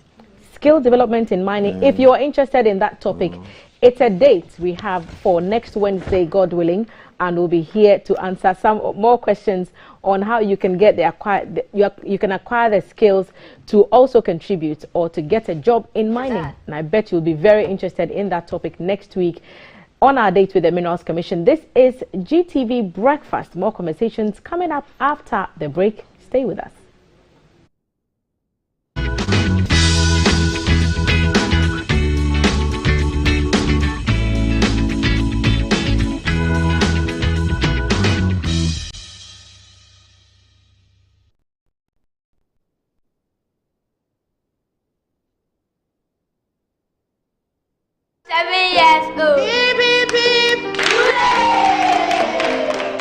4 years old. We are 12 years old. It's been 1 year since I started my antiretroviral treatment. You can live a long, productive life with antiretroviral treatment. With antiretroviral treatment, HIV-positive expectant mothers can have healthy HIV-negative babies. Go to the nearest health center, test and know your HIV status. If you are positive, ask about antiretroviral treatment and you will receive help. Antiretroviral treatment is your only option for a long and fulfilling life. This advert is brought to you by the Ghana AIDS Commission and Ghana Health Service.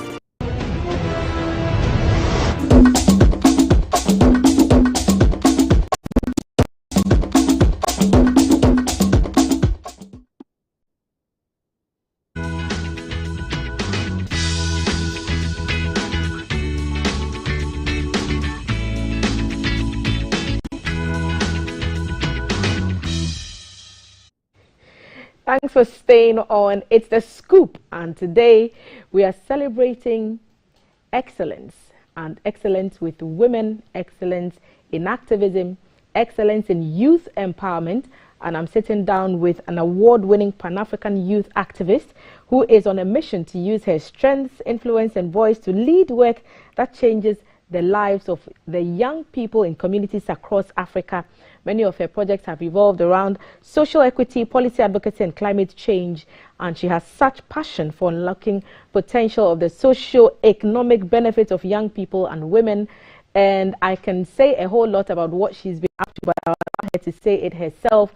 I'm sitting down with Chido Cleo Impemba. She's the African Union Youth Envoy, and she joins me at the table this morning. Good morning. Thank welcome. you. Good morning. Thank you for the warm welcome. It's such an honor to meet you because I've read up on some of the things that you've done across Africa and the passion of your advocacy. And the first question that comes to mind is when it comes to the concept of Pan-Africanism, it's something that we've been used to from such an older generation of Africans. When we mention our own Dr. Kwame Nkrumah and all the other big names that were involved in activism, and we think that it's maybe an outmoded concept. And then we look at persons like you, and I want to ask you, why Pan-Africanism? Why not unemployment? Why not corruption? Why lead with Pan-Africanism? I think it's because we need to start from a place of unity. We need to look at what unites us as Africans across the continent and what has a common, point, in terms of uniting us as Pan-Africanism. We relate, across the continent as young people through Pan-Africanism, embracing our cultures, embracing the heritage, as well as, ensuring that when you look at our continent as Africa and its development, we come together through Pan-Africanism. How has that ideology influenced the choices, the choice of things that you pursue? I think it has influenced the choice of decisions that, what I pursue in terms of what could unite us as young people too. In as much as we have differences, this could even be in terms of cultures, in terms of political backgrounds, but it brings about unity. And that's the way I've, if, for example, if I think about the listening tour that I'm embarking on now, that's where the decision came from too. Through listening to young people and going across the continent and ensuring that they're aware that in as much as we might have differences in terms of where we come from, in terms of cultures, but we're able to unite through Pan-Africanism. And then I made that decision to do this tour across Africa and engage with young people, and also so that we can look at best practices that come from different countries and how, these can be replicated across the member states that we represent as the African Union. You just started at a girls' college in Zimbabwe. You attaining Cambridge A-level business along the way, several MBAs after. You're still on this journey. What has that been like for you? Tell us how it all started. When did you come to the realization that your voice is enough to be a tool for change? Well, it's quite interesting, and yes, I was at girls' college in Bulawayo, which is a small city in Zimbabwe, and from there I moved to do my university at the University of Cape Town, and I think that's where I I remember being on campus. This was my very first time. You're out of Zimbabwe and suddenly you're on campus and you're learning with other women. I was in Gresham Machel residence, which was a newly built residence convened under Gresham Machel. And I had that opportunity, to engage with young women from across the continent that lived in the same residence. And we formed part of a committee. We'd have residence committees, and I was fortunate to be part of that residence committee as the outreach officer. And from there, I grew such an interest because I realized that my voice actually matters, and the voice of each and every young person matters to be included in any decision-making process. Even through university, there were always challenges that we're faced with, even as, the challenges with school fees and, people get to protest and, speak to the university in terms of what their rights are and what they want to see as young people. And from there, I grew such a, interest that I advocate for young people as a young person myself. And I realized that, what I do and what young people do actually matters. And it's a matter of just adding your voice and not underestimating what your voice can do, especially when you come together and you speak in one voice, with one voice, and it can have a greater impact on the continent. And because you've traveled very widely across the continent, perhaps I can ask you, when we talk about the key challenges that the youth in Africa face, key among them, poverty, unemployment, they are the driving forces. As many years as we've been asking for change, as we've been asking to be a part of the decision-making process, do you feel that we've come enough, or we've participated enough in that conversation to actually bring the desired results that we seek as young people in Africa? Or do you see that we have furthermore to go on this journey? Honestly, I think in as much as we've made progress, there's still a very long way to go. I'll give you an example, especially in this role that I'm in as the chairperson's Special Envoy in Youth for the African Union. It's a recently, a recent role. It's just been 4 years, and prior to me, my predecessor also set a good foundation for this role. But it's still continuous in terms of how we shape this role and how we continuously build the foundation. And it's been a start to say that we need young people as part of the table, not just on the menu, but sitting on the table, on the decision-making tables. And that's why they then ensured that within the structures of the African Union Commission and within the decision-making level in the cabinet, they have this one seat for young person.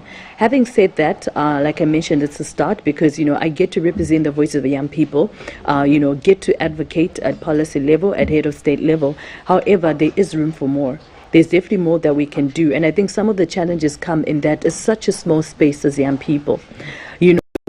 Collaborate, at times we end up in competition because we have this small space for opportunities. There's only one seat at the table, and I'm sure there are hundreds, if not thousands, of equally qualified, competent young people who would be vying for that position. So it stands to reason that some competition would come in there. But how do we use the competitiveness to our advantage in instances like this? Yeah, and also just to clarify, so with this, I don't mean specifically competition for my role, but I mean in terms of the space for young people, because I believe that I'm representing at this level, but we also have young people, other youth groups that are representing, and also at decision-making level. However, it's a space overall for young people where we get to advocate, where the opportunities are very limited, the access to funding are very limited, and therefore it also brings that opportunity for us to hold hands and speak with one voice and lobby with one voice and see how we can mainstream our activities as one, when you go on the decision-making table too. When you hear reports, we just marked World Population Day, and we are being told that the numbers are huge in Africa, but we also know about the strength in our numbers because we've been told from when we were young that, be in a group, you probably have a farm, there's more people working there. Do you get the sense that the youthful population is now at a point where they can use the numbers to make a change? Definitely. I mean, with young people, we make the largest, population on the continent. And if we took it back to, even Agenda 2063 Aspiration 6, it talks about in Africa we should rely on the potential of its people, especially the development of its women and its youth. So definitely, I would say that there's so much we can do with young people. We bring about innovation, we bring about change, we bring about advocacy as well. Having said that, it also inquires for us to hold hands through, private-public partnerships to ensure that young people are access is provided for them. In as much as they come with the potential, they also need to be enabled. And for us to be able to enable them, it would take us holding hands through the private sector and the public sector too. It also remains a fact that despite the potential that you speak of and everything that we could achieve with the natural resources that Africa is blessed with, those opportunities are few and far between, as you've said earlier, and a lot more people are having to move, and when they do, usually it is Europe and the Americas that benefit from the talent of youth of Africa. How are we doing when it comes to ensuring that we develop the skills we need, the homegrown solutions to enable the youth to be able to stay and contribute meaningfully to the growth of the different countries and the continent collectively? I think, this would really take a holistic approach, multi-sectoral approach as well. For example, we also need to look at the root cause, why there's not so many opportunities for young people. When you speak about employment, at times it's also, because of a situation of where we have a gap, and that gap comes in terms of the skills we have and the opportunities available for young people. So how do we go about bridging that gap? This could also be through education, looking at our education curriculums to ensure that there's so much innovation that young people are fully prepared for employment. Not only that, we also need to look at the challenges that are faced with that. There are not so many jobs for young people that are out there. So how do we empower young people to be entrepreneurs, to actually be the job creators, to ensure that when they have the ideas, there are also opportunities in terms of access to funding and enabling them, for entrepreneurship. So I think definitely there's so much that we can do to ensure that, we keep that talent. But not only that as well, but there's so much we can even learn through best practices that come from, the developed world, and even the, coming from, Africans, what we can teach out there. So it's important as well for us to look at, global cooperation.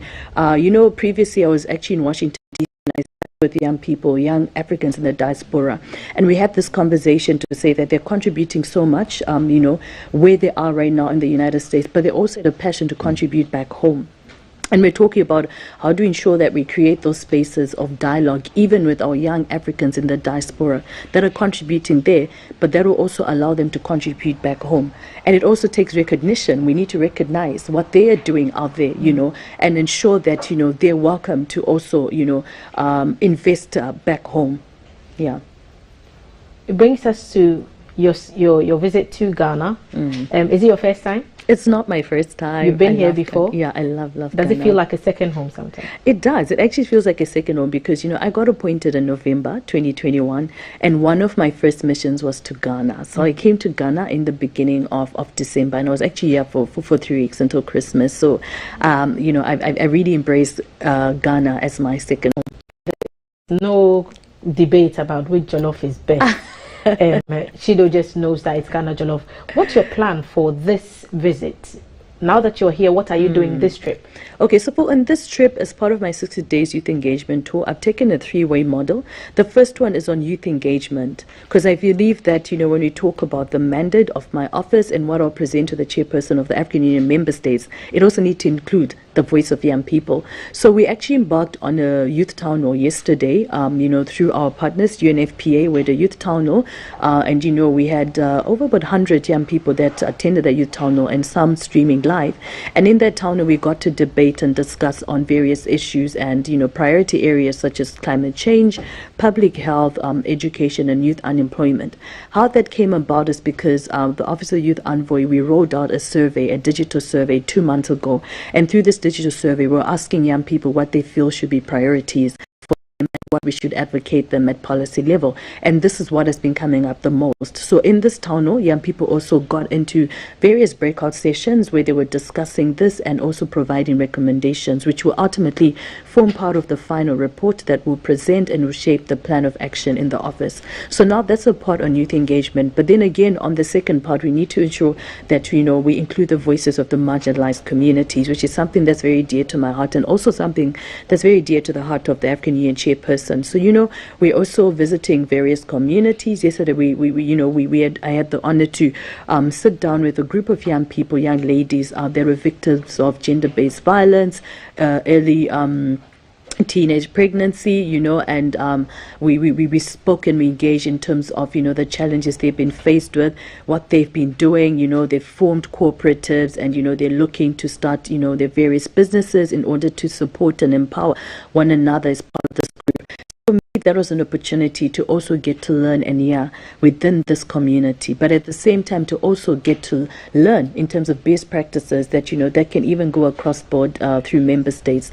And lastly, political commitments I think are very important as I go on this journey, because at the end of the day we also need the decision makers on the table. So I'm planning to visit a few officials, and through that to raise awareness of the Office of the Youth Envoy, to speak as well about what the challenges young people are being faced with, and ask that they also lobby with us amongst their peers when they sit on the various decision-making tables.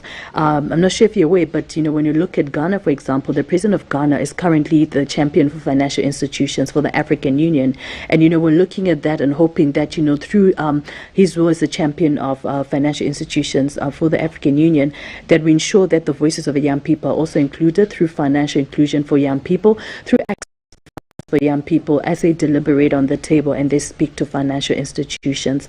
So that's the purpose of the tour. Accra has been the beginning, and it's been such a wonderful experience engaging with young people, and I hope to continuously engage with more young people far and wide. We're taking it across the continent, and this is a model we're going to use, looking at that three: youth engagement, community engagement, as well as lobbying for political commitments for young people. Right. I'm a bit surprised though that when you mentioned the priority areas that the young people came to you with, you mentioned climate change, health, obviously job opportunities.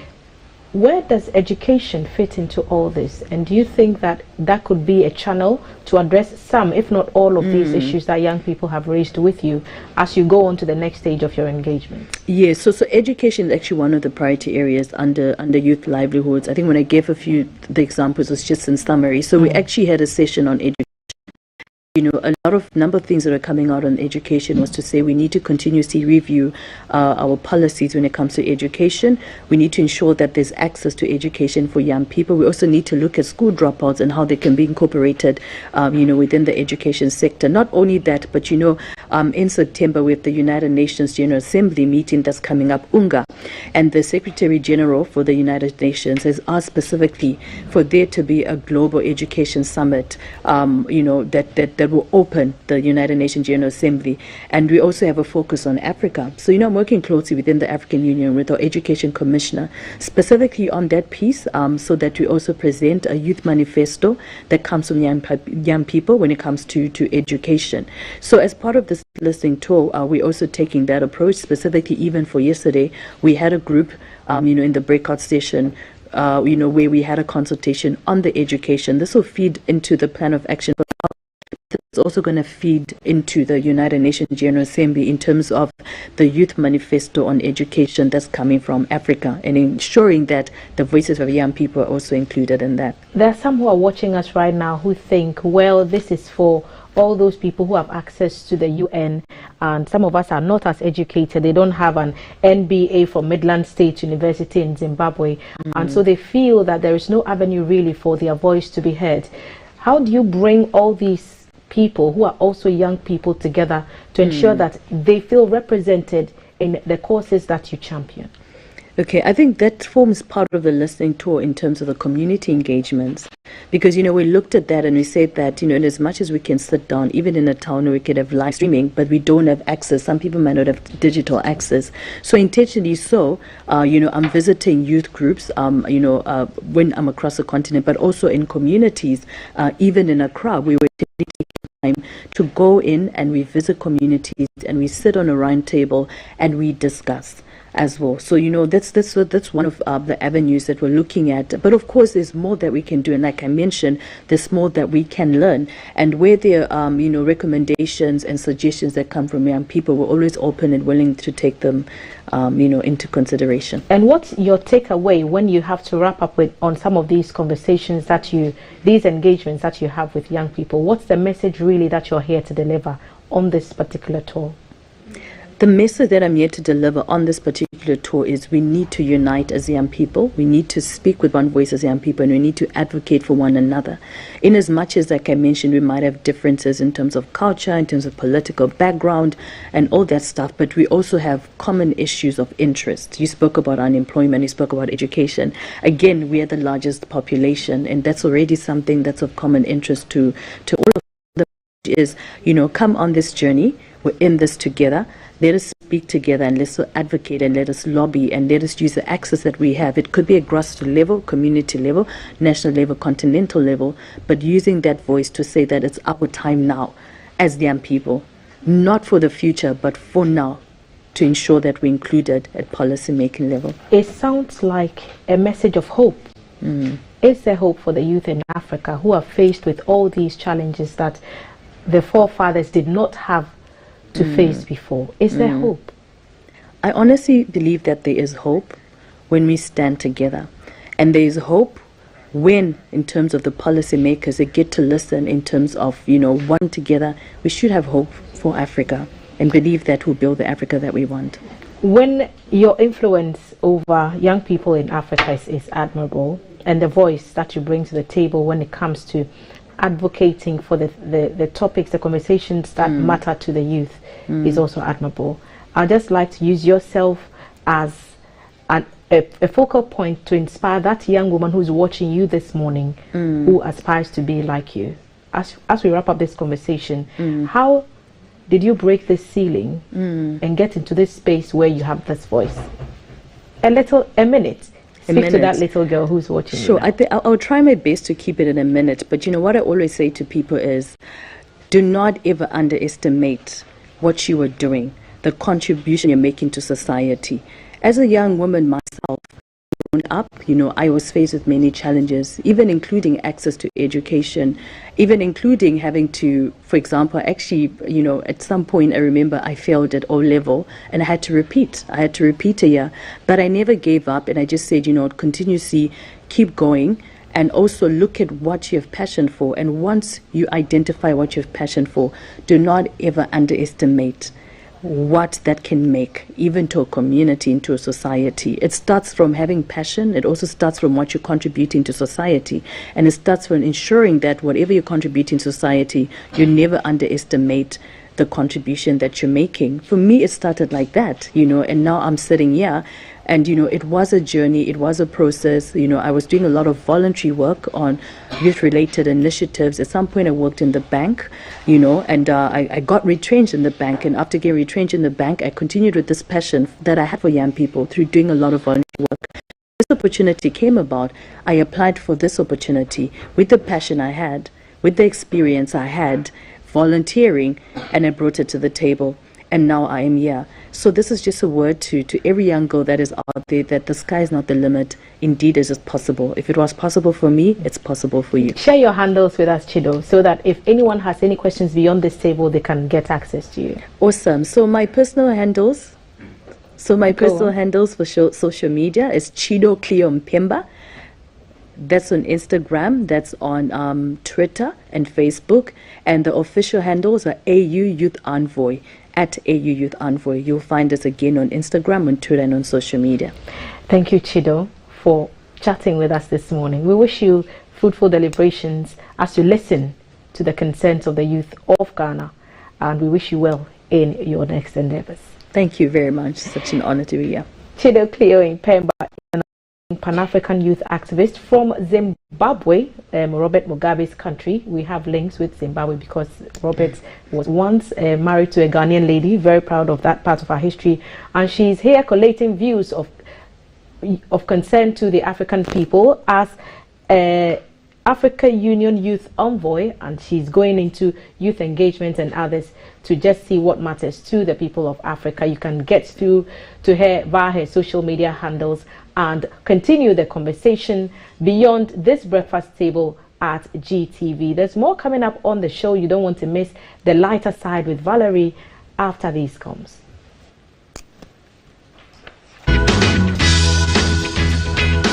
Oh, such a inspiration. I'm just Star 500 has an arrow mouth for ethical money. And your transaction now, using the more, Casamo. With me and your queen, I think Kunim, I want to go to reload with the 81 and 8. You too can command your money sharp. Simply dial star 500 hash and meet your 80 money, call and data target to win big in the Tukomisu Reloaded.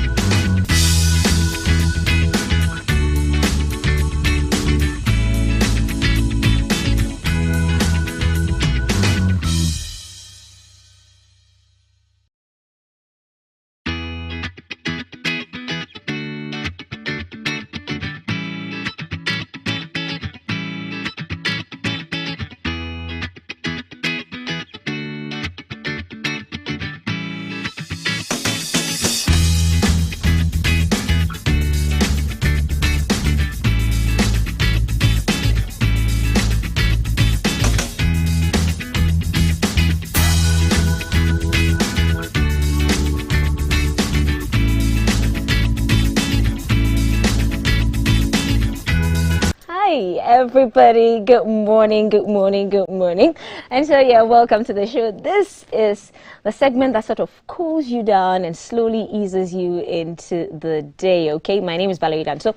Follow me on Twitter. I'm Valerie Danso on Twitter and on Instagram. We're streaming live as well as the GBC Ghana on Twitter and Facebook. We are the Ghana Broadcasting Corporation. Okay, so we are going to be speaking with a woman who has been around for 20 decades.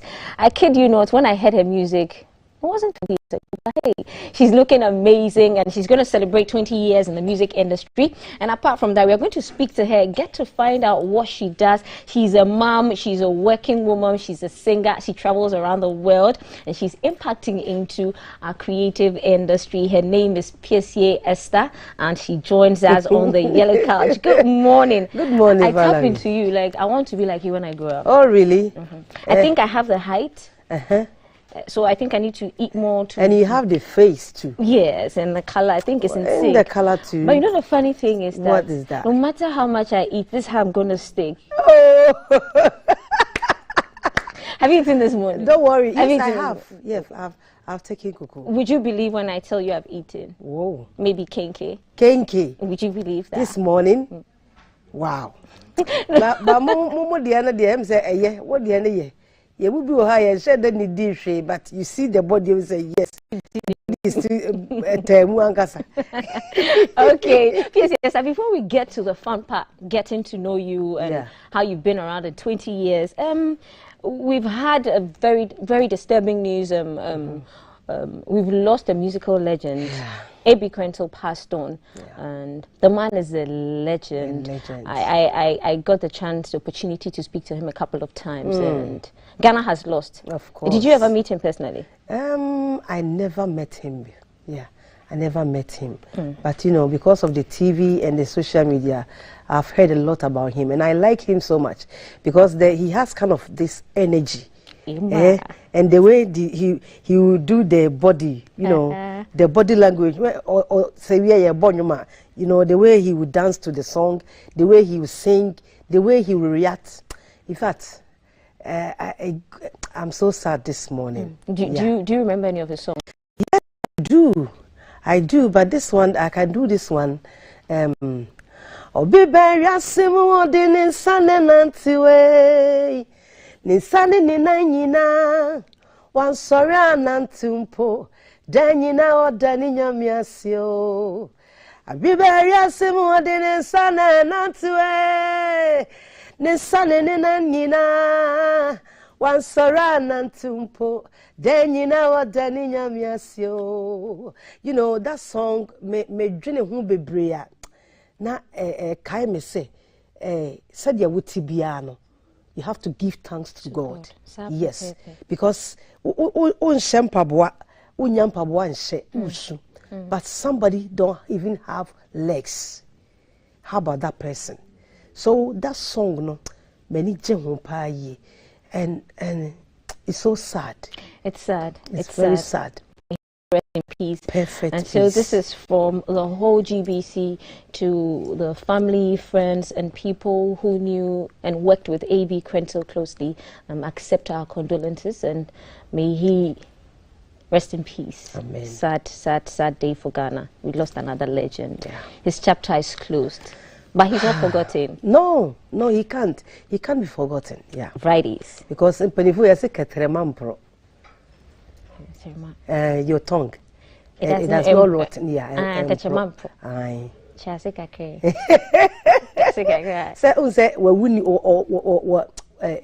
He's gone now, but still, I say his good works lives on. We'll never forget him. Yes. Messiah new problem. I loved the way I also know you.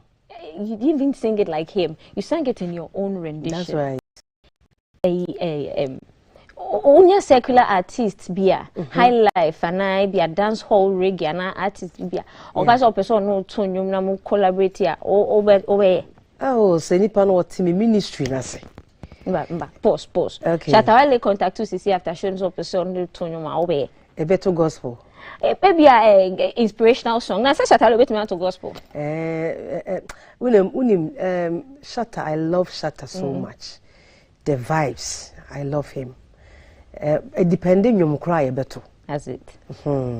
It depending because Shatta was Shatta lie now no namsono and the woman is smell lie and I'm a namson to say yeah but me Shatta lie how they mean to me but me I would prefer say I'll bring Shatta to my level. That's right. Now say who you performing artist and you started on stage like prop in this year me say bia ye gospel by Mami Raga kakra. Wait me. Hey, you met me a man raga. What they say me a man raga is here. I know the your gospel but say ye no raga. How do you because me am to say combination Shatta mono ka rock pa. Mad combination. But in my side no. What I say? Me side no. Yeah gospel no. Like yes what I say. Na the way obi anim say Shatta ye na ni so shikakra ni ade na say ye de waye me years so a obe relax. Then he'll go back to where he was before. Because I've heard a lot about him.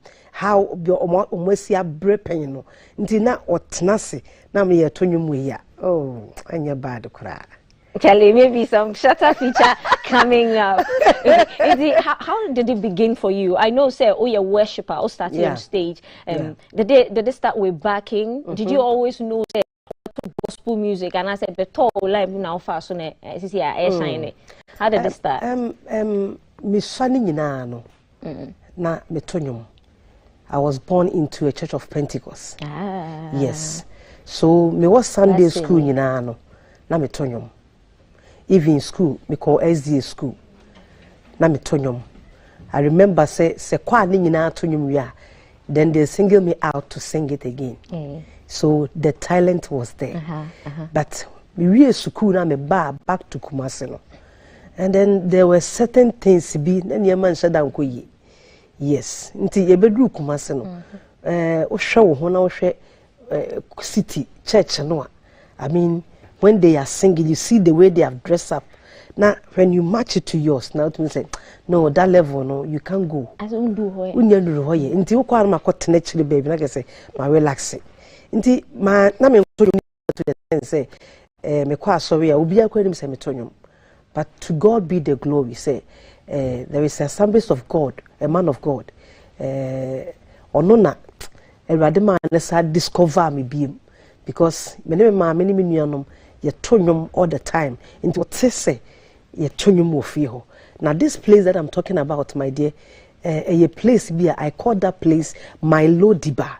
That was the place located me. It was a very bad place. Very bad place. But here, that is where God brought me out from. I see how far he has brought me. But where's the man who rediscovered you? Unfortunately, may his soul rest in peace. He passed on. Yes. But did you ever go back to him to speak to him, to say thank you to him perhaps? In fact, I didn't. Tama me free Kumasi background. Me teye no na yes free. Na but ne made me da so no mo kasa. The baba ko abrochi. Nti de bia me kana sem say ya na wa catch me say what is na border didi ni ade. So for blessing Bob Nyankopon hira no pa. Nti you know that is how it started. Ono na nam no suma me hu ye. Then ono me kwa Assemblies of God. That is where me ko shia brata or ma Georgia AJ. So I started as a backup. A backup singer. Yes. And me am started say me so me de which is 2002. Oh guy of first song. Apaya mami makwentui. I don't know if you heard that song. Oh my goodness. I heard it, but I can't sing with you. You can't sing with me. And no problem. Apaya mami makwentui. Apaya ga ongze yesi amaraga.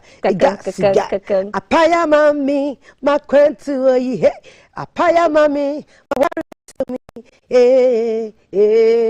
pie.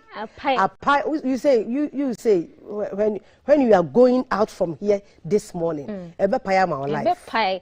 Tap into it. A pie mommy. Whoever is watching us. A pie. Tap into it. Say amen. So that was my first song officially onto the Ghanaian music. That was 2002. Yeah. I was going to ask you something, but somebody is sending me messages in my ear, and the person is confusing me. That's my director, Raymond. Can you stop doing that? Right. You've had features, a lot of collaborations. So, we are two different from the top. Ebi mone one. Mianka Sami song, which is Ajuwansem. I featured my sister Obapa Christie. Yes.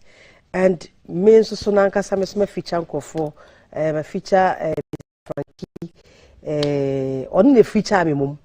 Yes. And Rose J and Mami Wusua Sofo Atara. And a couple of people. Full of other people. Yes. Okay, bringing me to my next question. I can say gospel music industry, Ghana, especially amongst Mba singers. There's some sort of rivalry. A lot of features coming up, but we do know we have great talent. If there are a lot more features, do you think maybe we could move the music industry forward together? What's happening there? And I'm more percosa. See where you say. Then of course, I feel you know that thing. No, I don't think it is not a good thing. In fact, to me, no, it is my prayer that that biting thing, no, ebeko. Right. But as I see so no, they be I said it's because the Satan and yes one were chorister na jumani bi na ye no ono ompenkabo mu baby odo no ompe nti all the time no what try say what this separation ebeba what do tie because me PSA here it's not like I'm sitting here that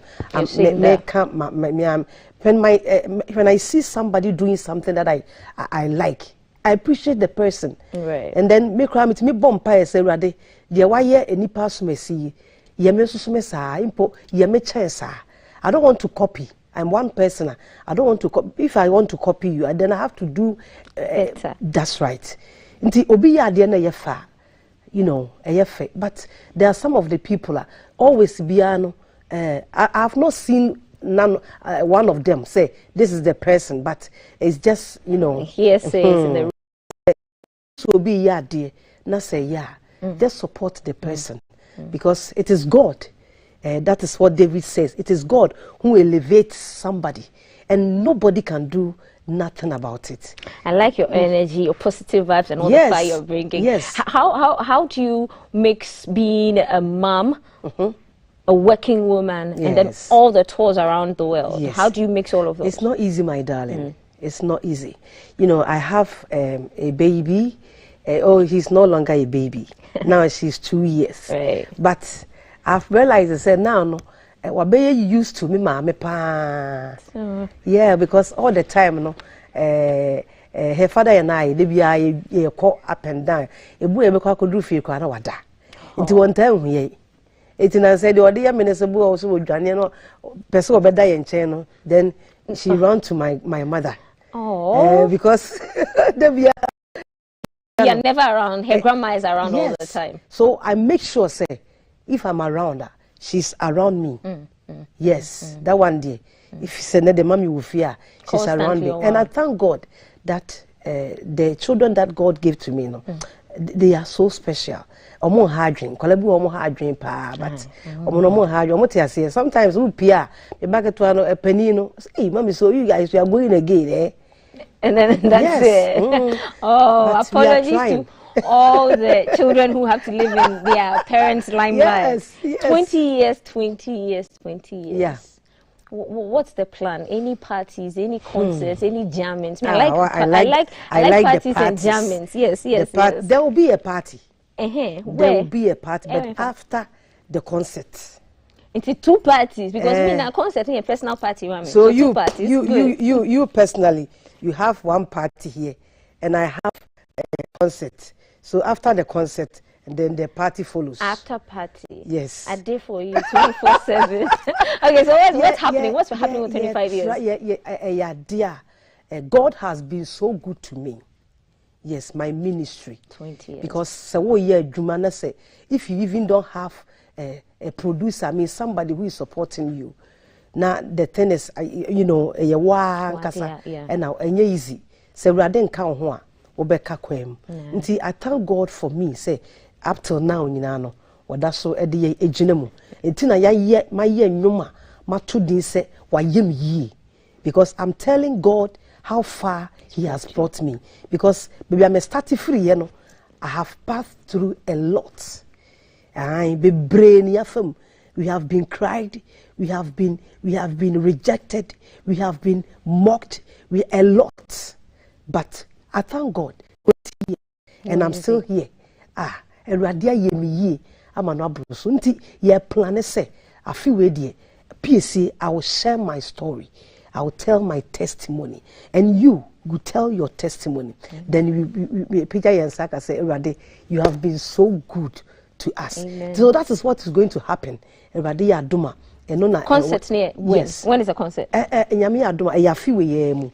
But as a ye time onankasa no, and ye share that date no, ye lunch ye no. So you know what we just did? Sisi, I want me more time, so I have another opportunity to bring you back here. Yeah. So that you can tell me your stories, all the stories. You want to hear the crying stories, the times you were rejected, and all the times you came out of that. So what's the latest single you are promoting? Right? Bo enyanom hwe tete no nia medini nia mesebi abra boyimu enimgwasia maji semiradia radia yemineya semira kawunyinida kaneno baby ana metipa hwe enkrofon chat na titi kotoja mebu oni munisu amati semidima na nyumuni makwaja no I'm the friend one.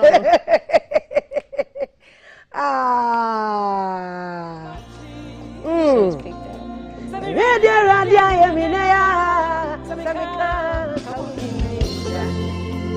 kaneno baby ana metipa enkrofon chat na titi kotoja mebu oni munisu amati semidima bravo imwa dansi akshawa bikanda wunyo hey ya betri ya ratia po kamino ejeno dini minu ene ofre me sebio the Lord has given me osonya kupasu semedio hey oya mi yo the betri etade ya wonsenya mi ambo Uchensi matadia semenina na media tadi fufro biatitem Patumia sematadi fufro Miami yo Sakegera dia Asami sana chiremi kuya Nyame busie munye Era dia yemi yo Sakegera dia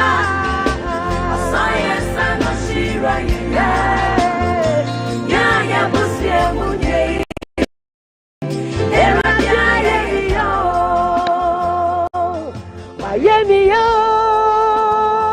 Hey. Hallelujah. Ehyawe mwati. Na obeye yo. Guys, this is a personal PSA as the concert. We are looking forward to the original concert. Dates yet to be mentioned. She mentioned the dates here on this show. The first time she mentioned it here. Sure. And we'll have it. You looked amazing in the video. Thank you. That emerald green gown. Ooh. But your fashion style, no, papa no man. When I say one kasana, fashion style. Take one before you wrap up. In fact, me per life. Me to me, life. We little edges.